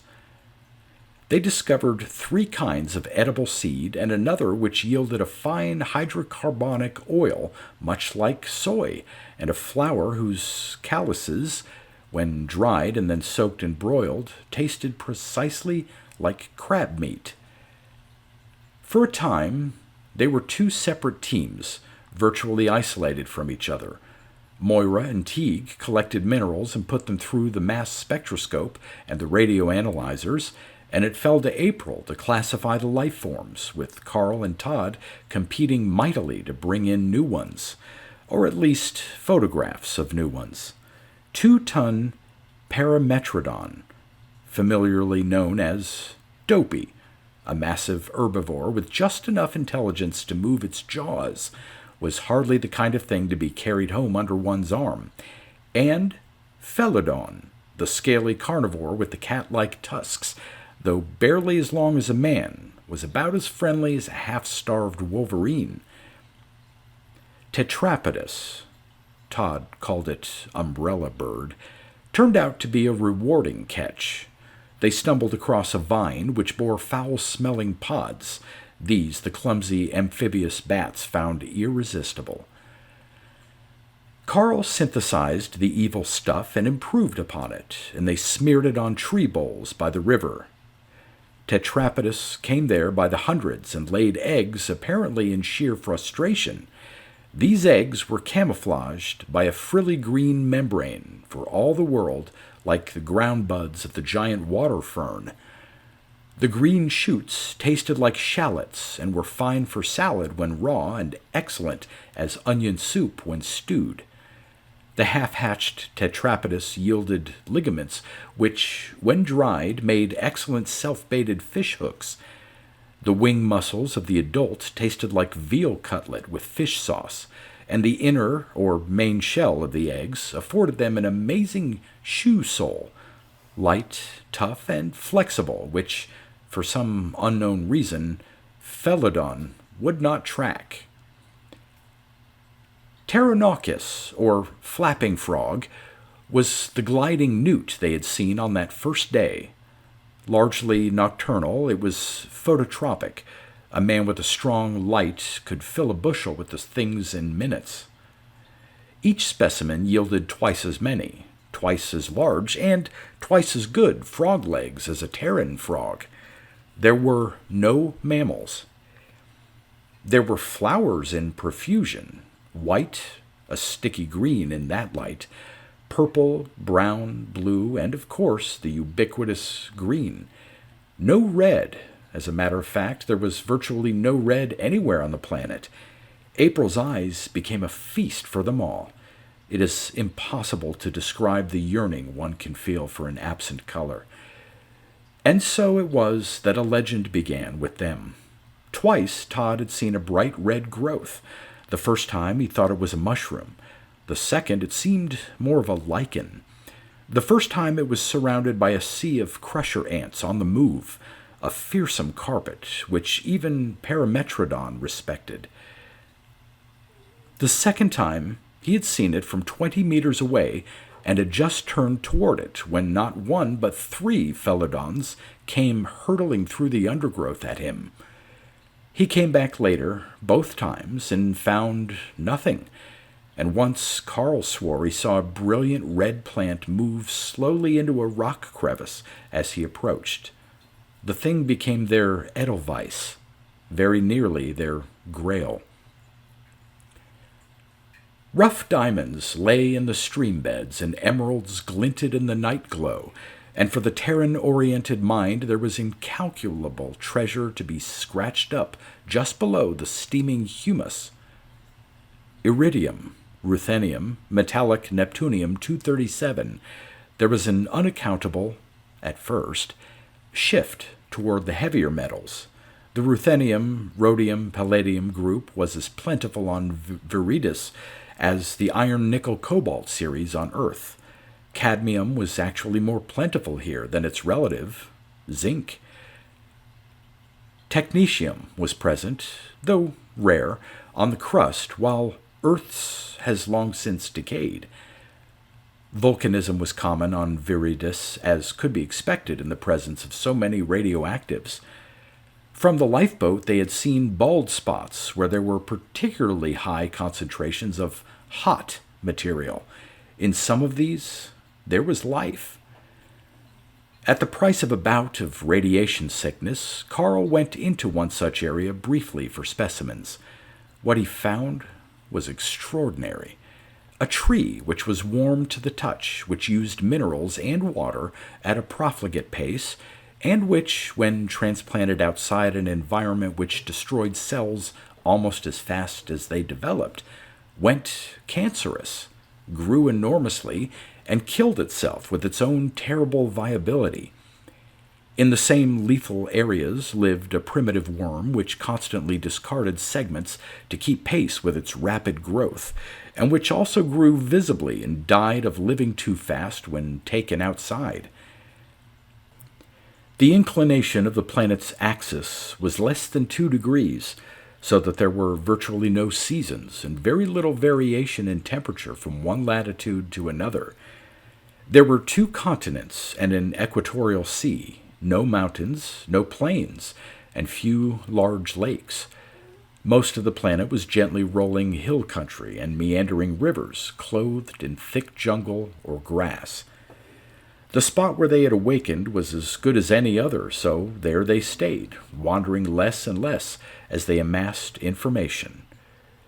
Nowhere was there an artifact of any kind, nor any slightest trace of previous habitation, unless, of course, one considered the existence itself of life on this planet.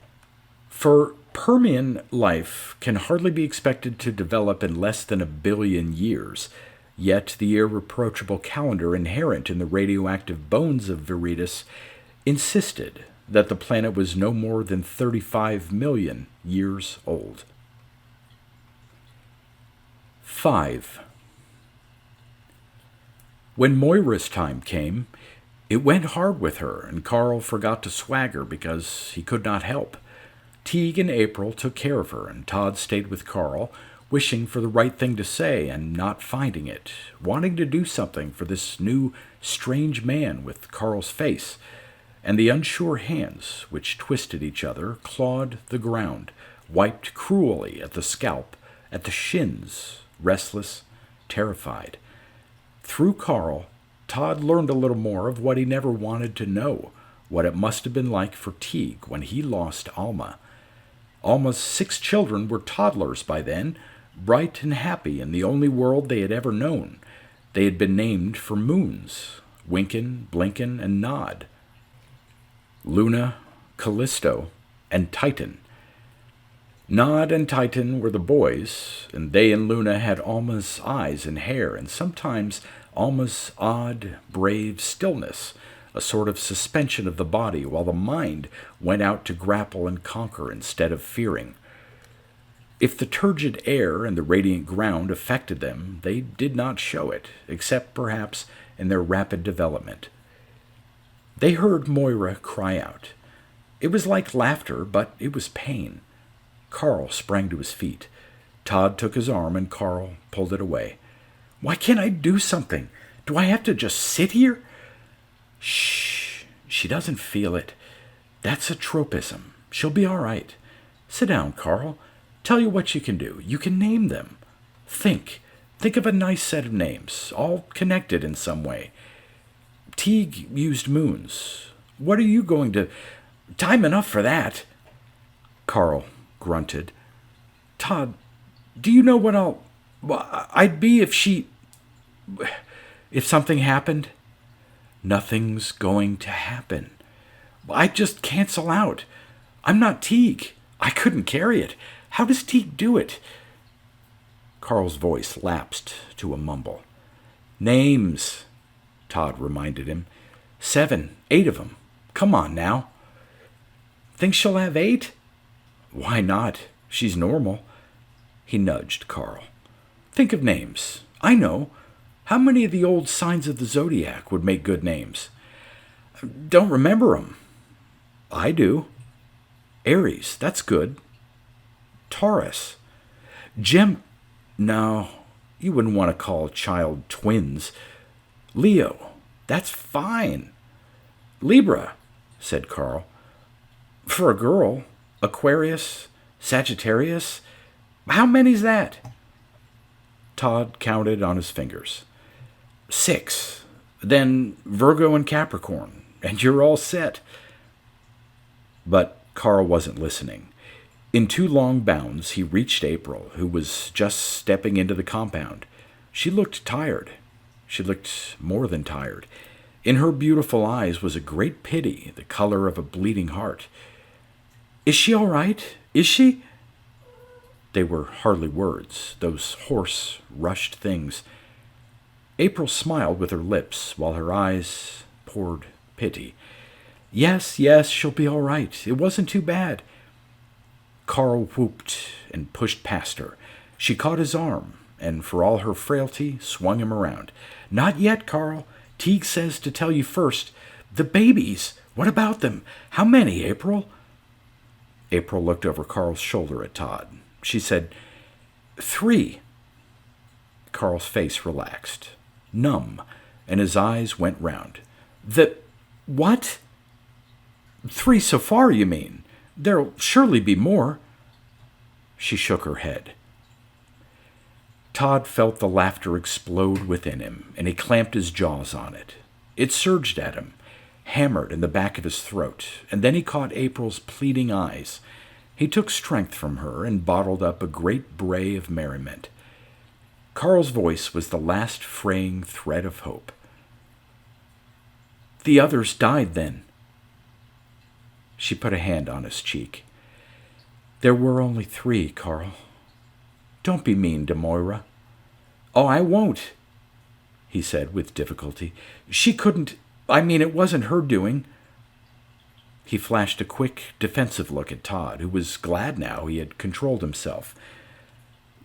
What was in Carl's face meant murder for anyone who dared laugh.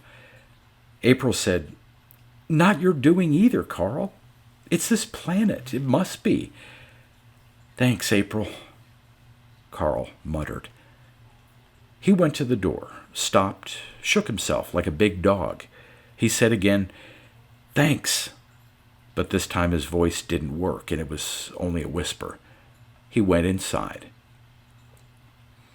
Todd bolted for the corner of the building, whipped around it, and sank to the ground, choking. He held both his hands over his mouth and laughed until he hurt.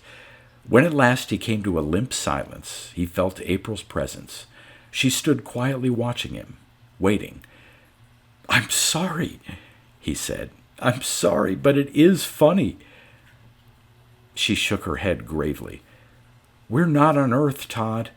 A new world means new manners, too. That would apply even on Terra Prime, if we'd gone there. I suppose, he said, and then repressed another giggle. I always thought it was a silly kind of joke anyway, she said primly. Judging virility by the size of a brood, there isn't any scientific basis for it. Men are silly. They used to think that virility could be measured by the amount of hair on their chests or how tall they were. There's nothing wrong with having only 3. Carl? Grinned Todd. The big old swashbuckler? He let the grin fade. All right, Ape. I won't let Carl see me laugh, or you either, all right? A peculiar expression crossed his face. What was that you said, April? Men never had hair on their chests? Yes, they did. Ask Teague. I'll take your word for it. He shuddered. I can't imagine it unless a man had a tail, too, and bony ridges over his eyes. It wasn't so long ago that they had. The ridges, anyway. Well, I'm glad you didn't laugh in front of him. You're nice, Todd. You're nice, too. He pulled her down beside him and hugged her gently. Bet you'll have a dozen. I'll try. She kissed him. When specimen hunting had gone as far as it could, classification became the settlement's main enterprise. And gradually, the unique pattern of viridian life began to emerge. Viridis had its primitive fish and several of the mollusca, but the fauna was primarily insects, arthropods, and reptiles. The interesting thing about each of the 3 branches was the close relationship between species. It was almost as if evolution took a major step with each generation, instead of bumbling along as on Earth, where certain stages of development are static for thousands, millions of years. Pterodon, for example, existed in 3 varieties, the simplest of which showed a clear similarity to Pteronachus, the gliding newt. A simple salamander could be shown to be the common ancestor of both the flapping frog and massive Parametrodon, and there were strong similarities between this salamander and the worm which fathered the arthropods. They lived close to the truth for a long time without being able to see it, for man is conditioned to think of evolution from simple to complex, from ooze to animalcule to mollusk to ganoid, amphibid to monotreme to primate to tinker, losing the significance of the fact that all these coexist. Was the vertebrate eel of prehistory a higher form of life than his simpler descendant? The whale lost his legs. This men call recidivism, a sort of backsliding in evolution, and treat it as a kind of illegitimacy. Men are oriented out of simplicity toward the complex, and make of the latter a goal. Nature treats complex matters as expediencies, and so is never confused. It is hardly surprising, then, that the Viridis colony took so long to discover their error, for the weight of evidence was in error's favor. There was indeed an unbroken line from the lowest forms of life to the highest, and to assume that they had a common ancestor was a beautifully consistent hypothesis of the order of accuracy an archer might display in hitting dead center from 1,000 paces, a bowstring with the knock of his arrow. The work fell more and more on the younger ones. Teague isolated himself, not by edict, but by habit. It was assumed that he was working along his own lines, and then it became usual to proceed without him, until finally he was virtually a hermit in their midst. He was aging rapidly. Perhaps it hurt something in him to be surrounded by so much youth. His 6 children thrived, and with Carl's 3 ran naked in the jungle, armed only with their sticks and their speed. They were, apparently, practically immune to everything Viridis might bring against them, even Crotalidus's fangs, which gave them the equivalent of a severe bee sting, as opposed to what had happened to Moira once, when they had to reactivate one of the coffins to keep her alive. Todd would come and sit with him sometimes, and as long as there was no talk, the older man seemed to gain something from the visits. But he preferred to be alone, living as much as he could with memories, for which not even a new world could afford a substitute. Todd said to Carl, Teague is going to wither up and blow away if we can't interest him in something. He's interested enough to spend a lot of time with whatever he's thinking about, Carl said bluntly. But I'd like it better if he was interested in something here, now. I wish we could... I wish... But he could think of nothing, and it was a constant trouble to him. Little Titan was killed, crushed under a great clumsy parametrodon which slid down a bank on him while the child was grubbing for the scarlet cap of the strange red mushroom they had glimpsed from time to time. It was in pursuit of one of these that Moira had been bitten by the Crotalidus. One of Carl's children was drowned. Just how? No one knew. Aside from these tragedies, life was easy and interesting. The compound began to look more like a kraal as they acclimated, for although the adults never adapted as well as the children, they did become far less sensitive to insect bites and the poison weeds which first troubled them. It was Teague's son, Nod, who found what was needed to bring Teague's interest back, at least for a while. The child came back to the compound one day, trailed by two slinking Felodons, who did not catch him because they kept pausing and pausing to lap up gouts of blood which marked his path. Nod's ear was torn, and he had a green stick break in his left ulna and a dislocated wrist. He came weeping tears of joy. He shouted as he wept, great proud noises. Once in the compound he collapsed, but he would not lose consciousness, nor his grip on his prize, until Teague came. Then he handed Teague the mushroom and fainted. The mushroom was and was not like anything on Earth. Earth has a fungus called Schizophyllum, not uncommon, but most strange. Though not properly a fungus, the red mushroom of Viridis had many of the functions of Schizophyllum. Schizophyllum produces spores of 4 distinct types, each of which grows into a genetically distinct, completely dissimilar plant. 3 of these are sterile. The 4th produces Schizophyllum. The red mushroom of Viridis also produced 4 distinct heterokaryons, or genetically different types, and the spores of one of these produced the mushroom. Teague spent an engrossing Earth year in investigating the other 3. 6. Sweating and miserable in his integument of flex skin, Todd hunched in the crotch of a finger tree. His knees were drawn up and his head was down. His arms clasped his shins, and he rocked slightly back and forth. He knew he would be safe here for some time. The fleshy fingers of the tree were clumped at the slender, swaying ends of the branches and never turned back toward the trunk. He wondered what it would be like to be dead. Perhaps he would be dead soon, and then he'd know. He might as well be. The names he'd chosen were perfect, and all of a family. Sol, Mercury, Venus, Terra, Mars, Jupiter. 11 of them, and he could think of a 12th if he had to. For what?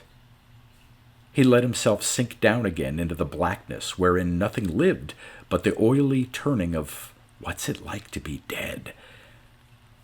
Quiet, he thought. No one would laugh.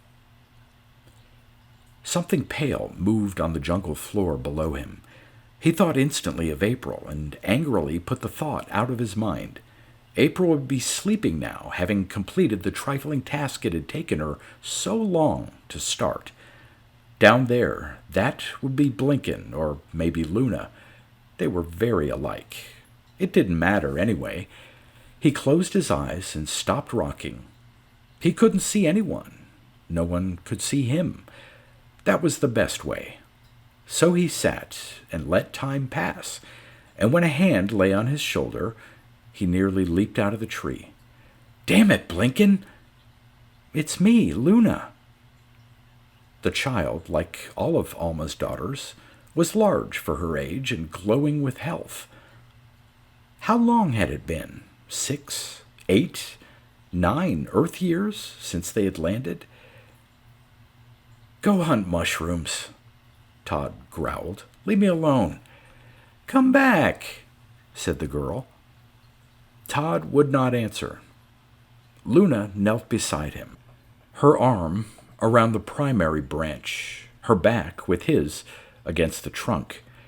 She bent her head and put her cheek against his. "Todd." Something inside him flamed. He bared his teeth and swung a heavy fist. The girl doubled up soundlessly and slipped out of the tree. He stared down at the lax body and at first could not see it for the haze of fury which blew and whirled around him. Then his vision cleared, and he moaned, tossed his club down, and dropped after it.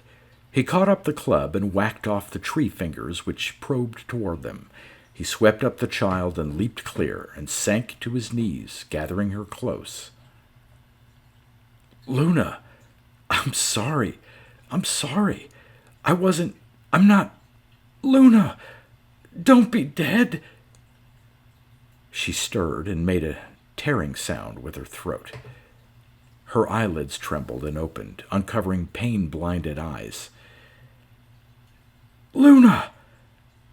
"It's all right," she whispered. "I shouldn't have bothered you. Do you want me to go away?" "No," he said. "No." He held her tight. Why not let her go away? A part of him wondered, and another part, frightened and puzzled, cried, "No, no." He had an urgent, half-hysterical need to explain. Why explain to her? A child. Say you're sorry, comfort her, heal her, but don't expect her to understand. Yet, he said, "I can't go back. There's nowhere else to go. So, what can I do?" Luna was quiet, as if waiting. A terrible thing, a wonderful thing to have someone you have hurt wait patiently like that while you find a way to explain, even if you only explain it to yourself. What can I do if I went back? They'll laugh at me. They'll all laugh. They're laughing now. Angry again, plaintive no more, he blurted, "April! Damn April! She's made a eunuch out of me." Because she had only one baby? Like a savage. It's a beautiful baby. A boy. A man, a real man, father 6 or 8. She met his eyes gravely. "That's silly. What's happening to us on this crazy planet?" He raged. "Are we evolving backward? What comes next? One of you kids hatching out some amphibians?" She said only, "Come back, Todd." "I can't," he whispered.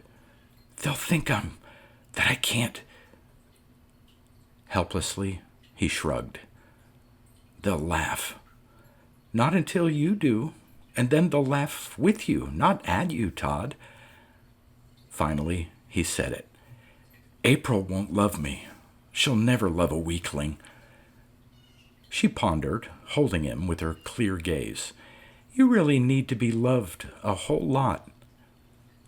Perversely, he became angry again.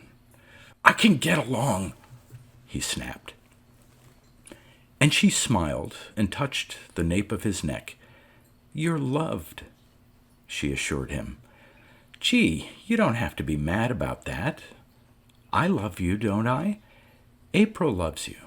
Maybe I love you even more than she does. She loves everything you are, Todd.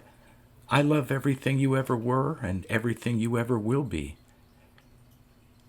He closed his eyes, and a great music came to him. A long, long time ago, he had attacked someone who came to comfort him, and she had let him cry, and at length she had said, not exactly these words, but it was the same. "Luna." He looked at her.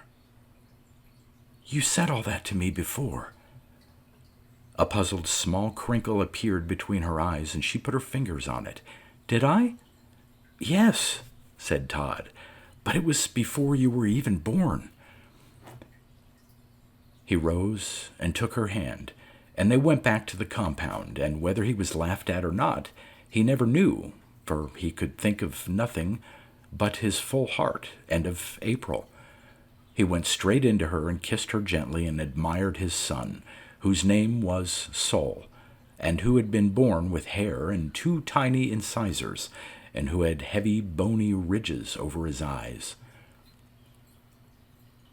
"A fantastic storage capacity," Teague remarked, touching the top of the scarlet mushroom. "The spores are almost microscopic. The thing doesn't seem to want them distributed either. It positively hoards them, millions of them." "Start over, please," April said. She shifted the baby in her arms. He was growing prodigiously. "Slowly. I used to know something about biology, or so I thought. But this?" Teague almost smiled. It was good to see. The aging face had not had so much expression in it in 5 Earth years. "I'll get as basic as I can then, and start from there. First of all, we call this thing a mushroom, but it isn't. I don't think it's a plant, though you couldn't call it an animal either. I don't think anybody ever told me the real difference between a plant and an animal," said Todd. "Oh, well, the most convenient way to put it, it's not strictly accurate, but it will do, is that plants make their own food and animals subsist on what others have made. This thing does both. It has roots, but—" He lifted an edge of the skirted stem of the mushroom.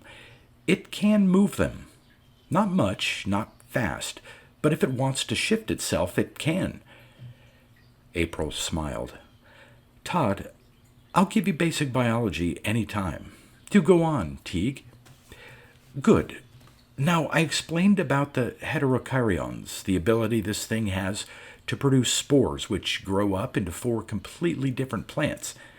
One is a mushroom, just like this. Here are the other 3. Todd looked at the box of plants. "Are they really all from the mushroom spores?" "Don't blame you," said Teague, and actually chuckled. "I didn't believe it myself at first. A sort of pitcher plant, half full of liquid, a thing like a cactus, and this one, it's practically all underground, like a truffle, although it has these cilia. You wouldn't think it was anything but a few horsehairs stuck in the ground." "And they're all sterile," Todd recalled. "They're not," said Teague, "and that's what I called you in here to tell you. They'll yield if they are fertilized." "Fertilized how?" Instead of answering, Teague asked April, "Do you remember how far back we traced the evolution of viridian life?" "Of course. We got the arthropods all the way back to a simple segmented worm. The insects seemed to come from another worm with pseudopods and a hard carapace." "A caterpillar," Todd interpolated. "Almost," said April with a scientist's nicety. "And the most primitive reptile we could find was a little gymnoderm you could barely see without a glass." "Where did we find it?" "Swimming around in those pitcher plant things." "If you won't take my word for this," said Teague, a huge enjoyment glinting between his words, "you'll just have to breed these things yourself. It's a lot of work, but this is what you'll discover. An adult gymnoderm, a male, finds this pitcher and falls in. There's plenty of nutriment for him, you know, and he's a true amphibian. He fertilizes the pitcher. Nodules grow under the surface of the liquid inside there," he pointed, "and bud off. The buds are mobile. They grow into wrigglers, miniature tadpoles, then into lizards. They climb out and go about the business of being, well, lizards." "All males?" asked Todd. "No, said Teague, and that's an angle I haven't yet investigated, but apparently some males breed with females which lay eggs, which hatch into lizards, and some find plants to fertilize. Anyway, it looks as if this plant is actually the progenitor of all the reptiles here. You know how clear the evolutionary lines are to all the species. What about the truffle with the horsehairs? Asked Todd.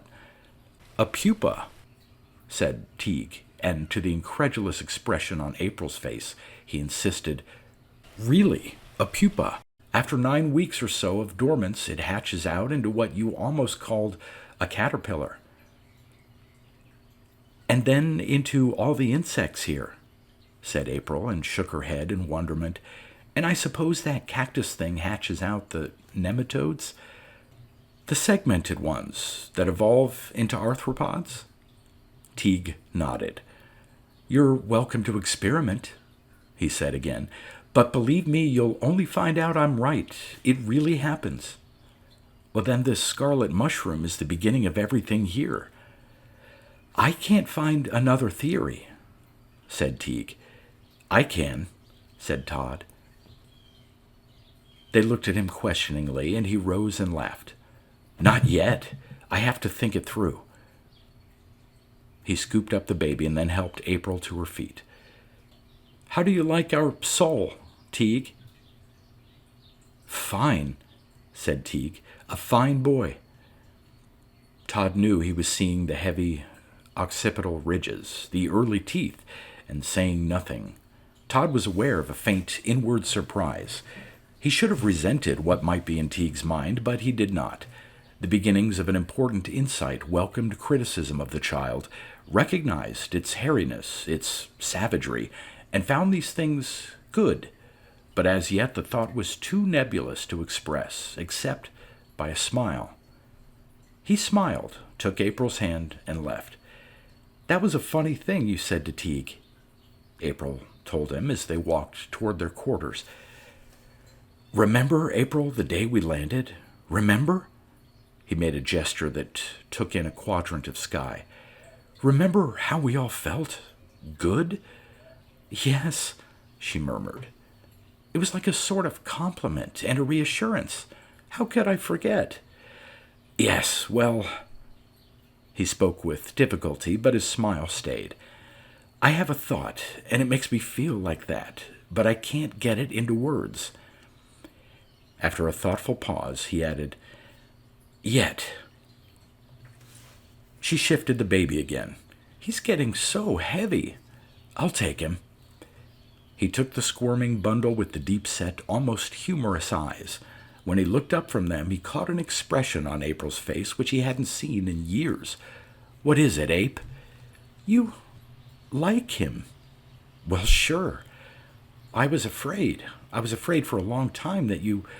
He's ours, but he isn't exactly a pretty baby. I'm not exactly a pretty father. You know how precious you are to me, she whispered. He knew, for this was an old intimacy between them. He laughed and followed the ritual. How precious? She cupped her hands and brought them together to make of them an ivory box. She raised the hands and peeped into them, between the thumbs, as if at a rare jewel, then clasped the magic tight and hugged it to her breast, raising tear-filled eyes to him. That precious, she breathed. He looked at the sky, seeing somewhere in it the many peak moments of their happiness when she had made that gesture, feeling how each one, meticulously chosen, brought all the others back. I used to hate this place, he said. I guess it's changed. You've changed. Changed? How? He wondered. He felt the same, even though he knew he looked older. The years passed, and the children grew. When Sol was 15 Earth years old, short, heavy-shouldered, powerful, he married Carl's daughter, Libra.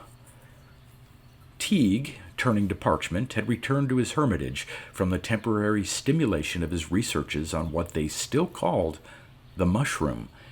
More and more, the colony lived off the land and out of the jungle, not because there was any less to be synthesized from their compact machines, but out of preference. It was easier to catch flapping frogs or umbrella birds and cook them than to bother with machine settings and check analyses, and somehow a lot more fun to eat them, too. It seemed to them safer year by year. Phelidon, unquestionably the highest form of life on Viridis, was growing scarce, being replaced by a smaller, more timid carnivore April called Vulpidus. Once, for it seemed not to matter much anymore about keeping records. And everyone ultimately called Fox, for all the fact that it was a reptile. Pterodon was disappearing too, as were all the larger forms. More and more, they strayed after food, not famine-driven, but purely for variety. More and more, they found themselves welcome and comfortable away from the compound. Once, Carl and Moira drifted off for nearly a year. When they came back, they had another child, a silent, laughing little thing with oddly long arms and heavy teeth. The warm days and the glowing nights passed comfortably, and the stars no longer called. Todd became a grandfather and was proud. The child, a girl, was albino like April and had exactly April's deep red eyes. Sol and Libra named her Emerald, a green name and a ground term rather than a sky term, as if in open expression of the slow spell worked on them all by Viridis. She was mute, but so were almost all the new children, and it seemed not to matter. They were healthy and happy. Todd went to tell Teague, thinking it might cheer the old one up a little. He found him lying in what had once been his laboratory, thin and placid and disinterested, absently staring down one of the arthropodal flying creatures that had once startled them so by zooming into the coffin chamber. This one had happened to land on Teague's hand, and Teague was laxly waiting for it to fly off again, out through the unscreened window, past the unused sprays, over the faint tumble of rotted spars which had once been a palisade. "Teague, the baby's come." Teague sighed, his tired mind detaching itself from memory, episode by episode. His eyes rolled toward Todd, and finally he turned his head. "Which one would that be?" Todd laughed. "My grandchild, a girl, Sol's baby." Teague let his lids fall. He said nothing. "Well, aren't you glad?" Slowly, a frown came to the papery brow. "Glad." Todd felt he was looking at the word as he had stared at the arthropod, wondering limply when it might go away. "What's the matter with it?" "What?" Teague sighed again, a weary, impatient sound. "What does it look like?" he said, slowly, emphasizing each one-syllabled word. "Like April. Just like April." Teague half sat up and blinked at Todd. "You don't mean it?" "Yes. Eyes red as—" The image of an Earth sunset flickered near his mind, but vanished as too hard to visualize.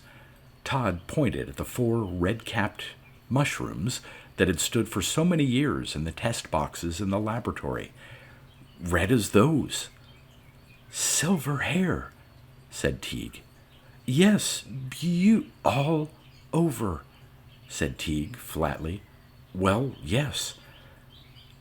Teague let himself fall back on the cot and gave a disgusted snort.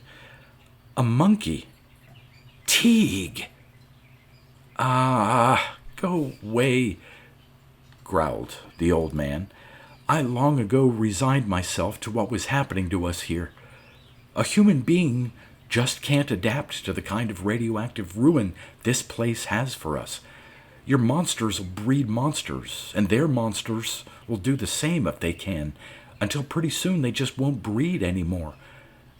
And that will be the end of that, and good riddance." His voice faded away. His eyes opened, looking on distant things, and gradually found themselves focused on the man who stood over him in shocked silence.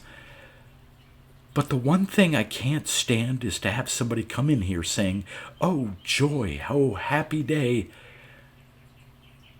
"Teague." Todd swallowed heavily. "Viridis eats ambition.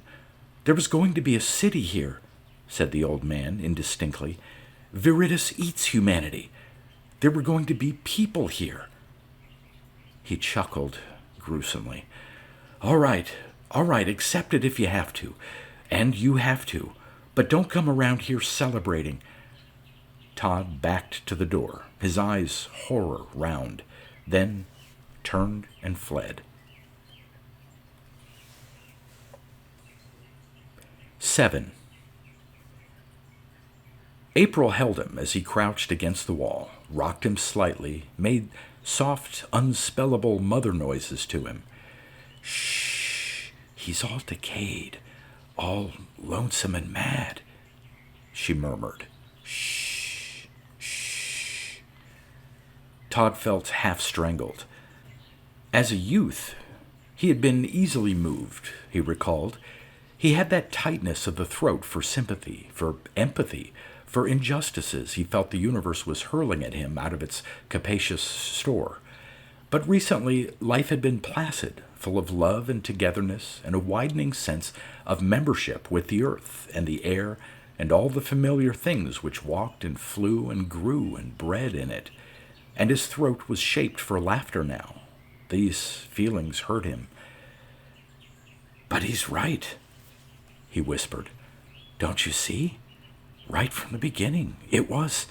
Well, remember Alma had 6 children, April? And a little later, Carl and Moira had 3? And you only 1.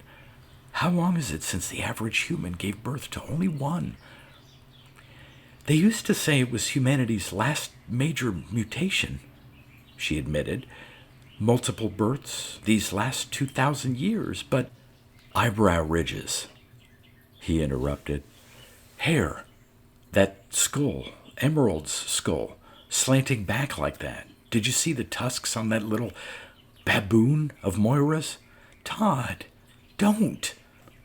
He leaped to his feet, sprang across the room, and snatched the Golden Helix from the shelf where it had gleamed its locked symbolism down on them ever since the landing. "Around and down!" he shouted. "Around and down!"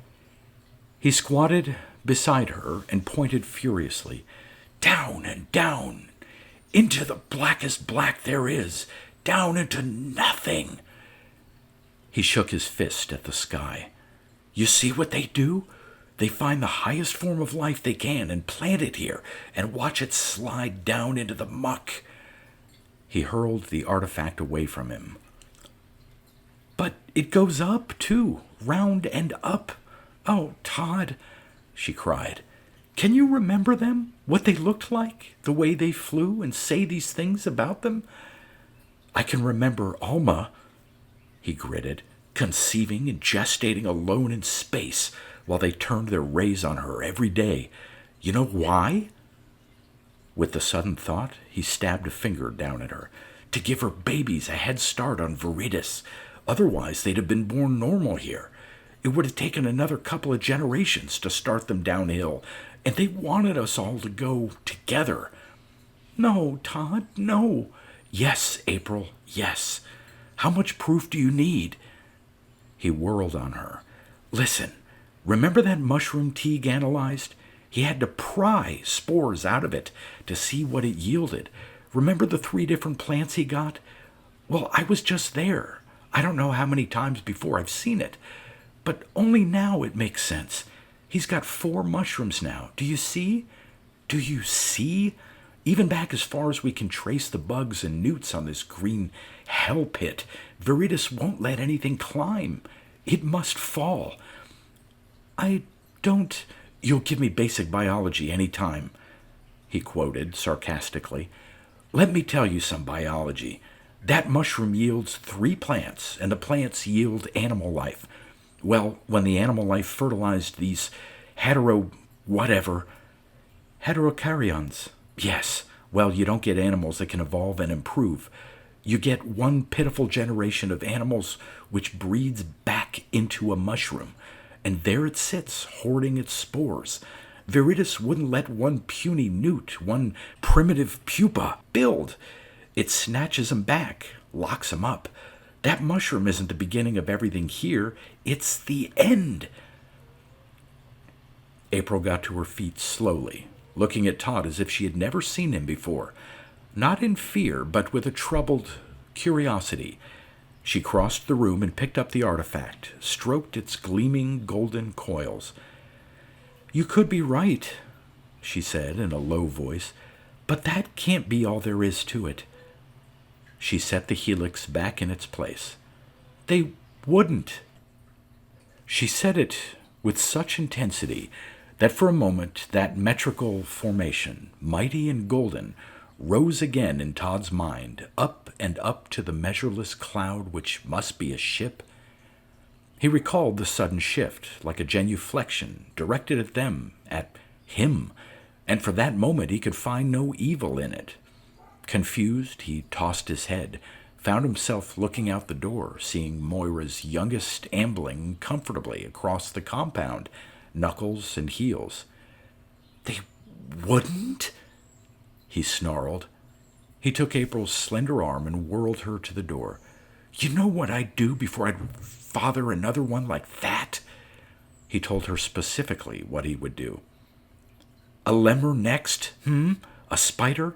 An oyster? A jellyfish?" April whimpered and ran out. "Know any lullabies to a tapeworm?" he roared after her. She disappeared into the jungle, and he fell back, gasping for breath. Having no stomach for careful thought nor careful choosing, having Teague for an example to follow, Todd, too, turned hermit. He could have survived the crisis easily, perhaps, with April to help, but she did not come back. Moira and Carl were off again, wandering. The children lived their own lives, and he had no wish to see Teague. Once or twice Sol and Libra came to see him, but he snarled at them and they left him alone. It was no sacrifice. Life on Viridis was very full for the contented ones. He sulked in his room or poked about the compound by himself. He activated the protein converter once, but found its products tasteless and never bothered with it again. Sometimes he would stand near the edge of the hilltop and watch the children playing in the long grass, and his lip would curl. Damn Teague! He'd been happy enough with Sol all these years. For all the boy's bulging eyebrow ridges and hairy body, he had been about to accept the silent silver emerald, too, when the crotchety old man had dropped his bomb. Once or twice Todd wondered detachedly what it was in him that was so easily reached, so completely insecure, that the suggestion of abnormality should strike so deep. Somebody once said, "You really need to be loved, don't you, Todd?" No one would love this tainted thing, father of savages who spawned animals. He didn't deserve to be loved. He had never felt so alone. "I'm going to die, but I will be with you too." That had been Alma. Huh! There was old Teague, tanning his brains in his own sour acids. Alma had believed something or other, and what had come of it? That wizened old crab lolling his life away in the lab. Todd spent 6 months that way. "Todd." He came out of sleep reluctantly, because in sleep an inner self still lived with April, where there was no doubt and no fury, no desertion, no loneliness. He opened his eyes and stared dully at the slender figure silhouetted against Viridis's glowing sky. "April?" "Moira," said the figure. The voice was cold.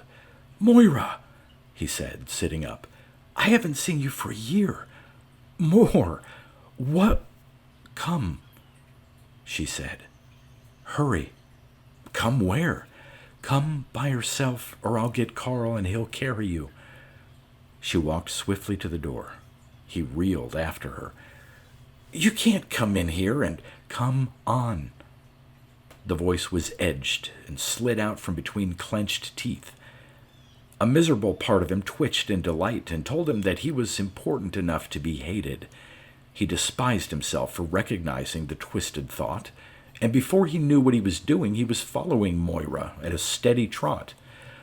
"Where are—" he gasped, and she said, over her shoulder, "If you don't talk, you'll go faster." At the jungle margin, a shadow detached itself and spoke. "Got him?" "Yes, Carl." The shadow became Carl. He swung in behind Todd, who suddenly realized that if he did not follow the leader, the one behind would drive.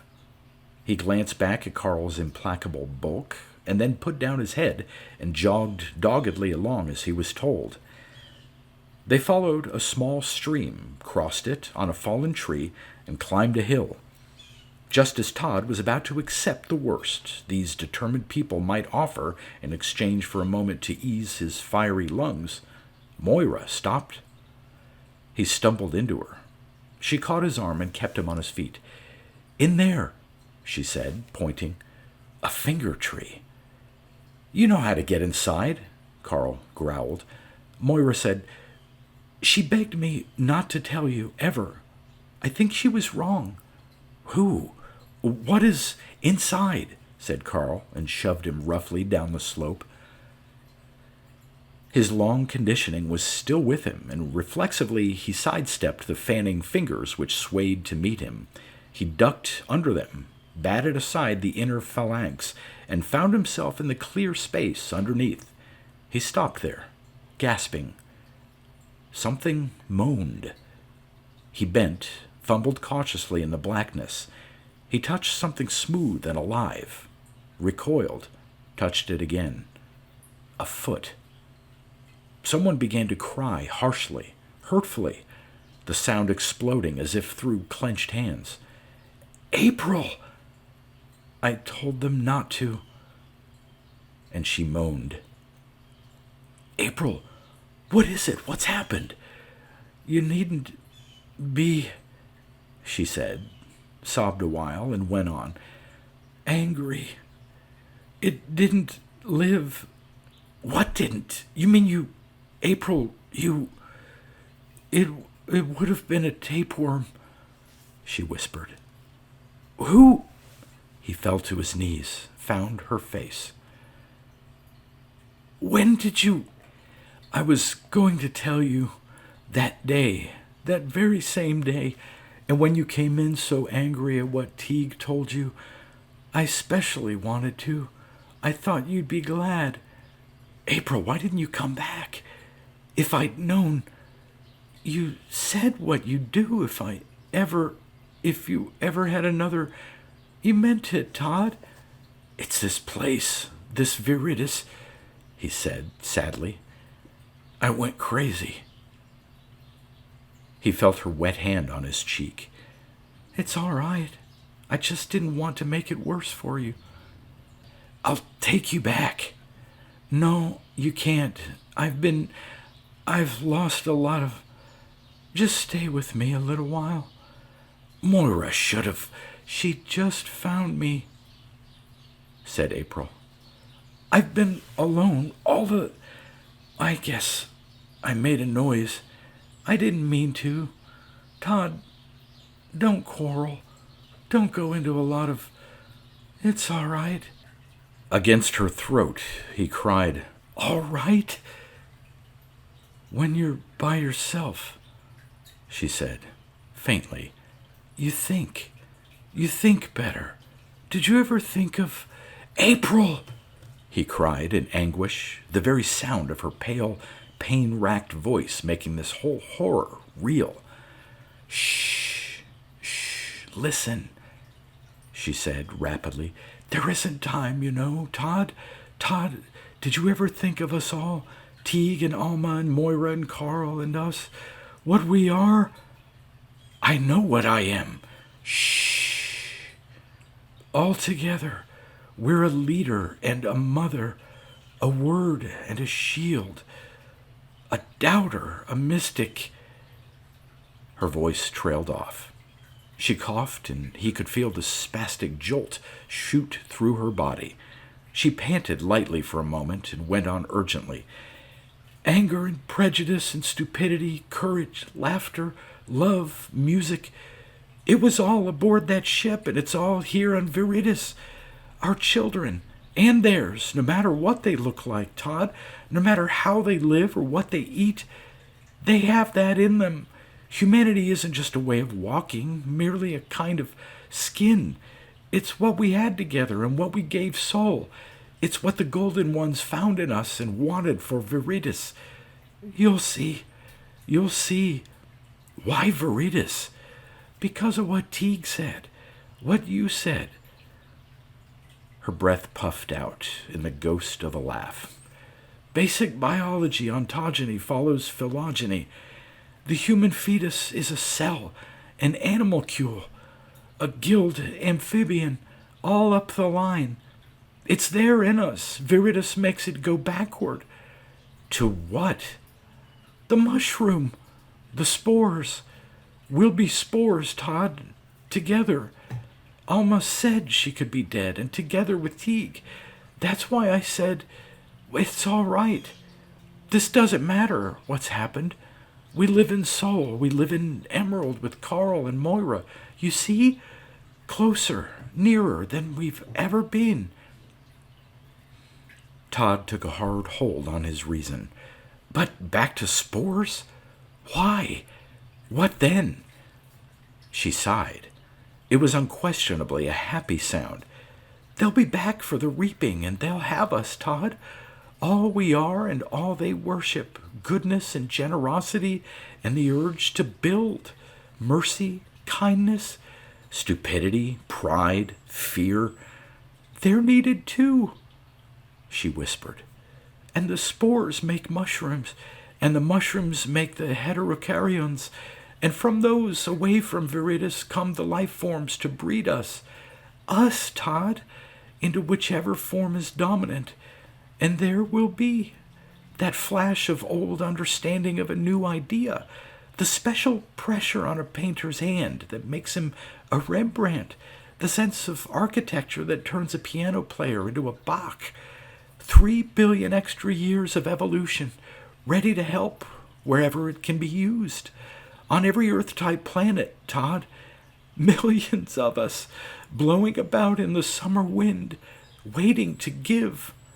"Give? Give what Teague is now? Rotten and angry?" "That isn't Teague. That will die off. Teague lives with Alma in their children, and in theirs. She said she'd be with him." "Me? What about me?" he breathed. "What I did to you?" "Nothing. You did nothing. You live in Soul, in Emerald, living, conscious, alive, with me." He said, "You mean you could talk to me from Soul?" "I think I might." With his forehead bent so close to her, he felt her smile. "But I don't think I would. Lying so close to you, why should I speak to an outsider?" Her breathing changed, and he was suddenly terrified. "April, don't die." "I won't," she said. "Alma didn't." She kissed him gently and died. It was a long darkness, with Todd hardly aware of roaming and raging through the jungle, of eating without tasting, of hungering without knowing of it. Then there was a twilight, many months long, soft and still, with restfulness here and a promise soon. Then there was the compound again, found like a dead memory, learned again just a little more readily than something new. Carl and Moira were kind, knowing the nature of justice and the limits of punishment, and at last Todd was alive again. He found himself one day down near the river, watching it and thinking back without fear of his own thoughts, and a growing wonder came to him. His mind had for so long dwelt on his own evil that it was hard to break new paths. He wondered with an awesome effort what manner of creatures might worship humanity for itself, and what manner of creatures humans were to be so worshipped. It was a totally new concept to him, and he was completely immersed in it, so that when Emerald slid out of the grass and stood watching him, he was frightened and shouted. She did not move. There was little to fear now on Viridis. All the large reptiles were gone now, and there was room for the humans, the humanoids, the primates, the children. In his shock, the old reflexes played. He stared at her, her square, stocky body, the silver hair which covered it all over except for the face, the palms, the soles of the feet. "A monkey!" he spat, in Teague's tones, and the shock turned to shame. He met her eyes, April's deep, glowing rubies, and they looked back at him without fear. He'd let a vision of April grow and fill the world. The child's rare red eyes helped. There was so little, so very little red on Viridis. He saw April at the spaceport, holding him in the dark shadows of the blockhouse while the sky flamed above them. "We'll go out like that soon, soon, Todd. Squeeze me. Squeeze me." "Ah," he'd said. "Who needs a ship?" Another April, part of her in a dim light as she sat writing. Her hair, a crescent of light loving her cheek, a band of it on her brow. Then she had seen him and turned, rising, smothered his first word with her mouth. Another, April wanting to smile, waiting, and April asleep, and once April sobbing because she could not find a special word to tell him what she felt for him. He brought his mind back from her in the past, from her as she was, alive in his mind, back to here, to the bright mute with the grave red eyes who stood before him, and he said, "How, precious?" The baby kept her eyes on his and slowly raised her silken hands. She cupped them together to make a closed chamber, looked down at it, opened her hands slightly and swiftly to peer inside, rapt at what she pretended to see, closed her hands again to capture the treasure, whatever it was, and hugged it to her breast. She looked up at him slowly, and her eyes were full of tears, and she was smiling. He took his grandchild carefully in his arms and held her gently and strongly. "Monkey?" "April," he gasped. "Little ape, little ape." Viridis is a young planet which bears, at first glance, old life forms. Come away and let the green planet roll around its sun. Come back in a while, not long, as astronomical time goes.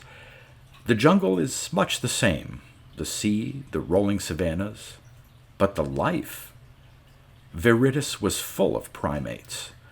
There were blunt-toothed herbivores and long-limbed tree-dwellers, gliders and burrowers. The fish-haters were adapting the way all Viridis life must adapt, becoming more fit by becoming simpler, or go to the wall. Already the sea apes had rudimentary gills and had lost their hair. Already tiny forms competed with the insects on their own terms. On the banks of the wandering rivers, monotremes with opposite toes dredged and paddled, and sloths and lemurs crept at night. At first they had stayed together, but they were soon too numerous for that, and a half-dozen generations cost them the power of speech, which was, by then, hardly a necessity. Living was good for primates on Viridis, and became better each generation. Eating and breeding, hunting and escaping filled the days and the cacophonous nights. It was hard in the beginning to see a friend cut down, to watch a slender silver shape go spinning down a river and know that with it went some of your brother, some of your mate, some of yourself. But as the hundreds became thousands and the thousands millions, witnessing death became about as significant as watching your friend get his hair cut. The basic ids each spread through the changing, mutating population like a stain, crossed and recrossed by the strains of the others, coexisting, eating each other, and being eaten, and all the while passing down through the generations. There was a cloud over the savannah, high over the ruins of the compound. It was a thing of many colors and of no particular shape, and it was bigger than one might imagine, not knowing how far away it was. From it dropped a golden spot that became a thread, and down came a golden mass. It spread and swung, exploded into a myriad of individuals. Some descended on the compound, erasing and changing, lifting, breaking, always careful to kill nothing. Others blanketed the planet, streaking silently through the green aisles, flashing unimpeded through the tangled thickets. They combined the riverbanks and the half-light of hill waves, and everywhere they went they found and touched the mushroom and stripped it of its spores, the compaction and multiplication of what had once been the representatives of a very high reptile culture. Primates climbed and leaped, crawled and crept to the jungle margins to watch. Eater lay by eaten. The hunted stood on the hunter's shoulder, and a platypoid laid an egg in the open which nobody touched. Simian forms hung from the trees in loops and ropes, in swarms and beards. And more came all the time, brought by some ineffable magnetism to watch at the hill. It was a fast and a waiting, with no movement but jostling for position, a crowding forward from behind and a pressing back from the slightest chance of interfering with the golden visitors.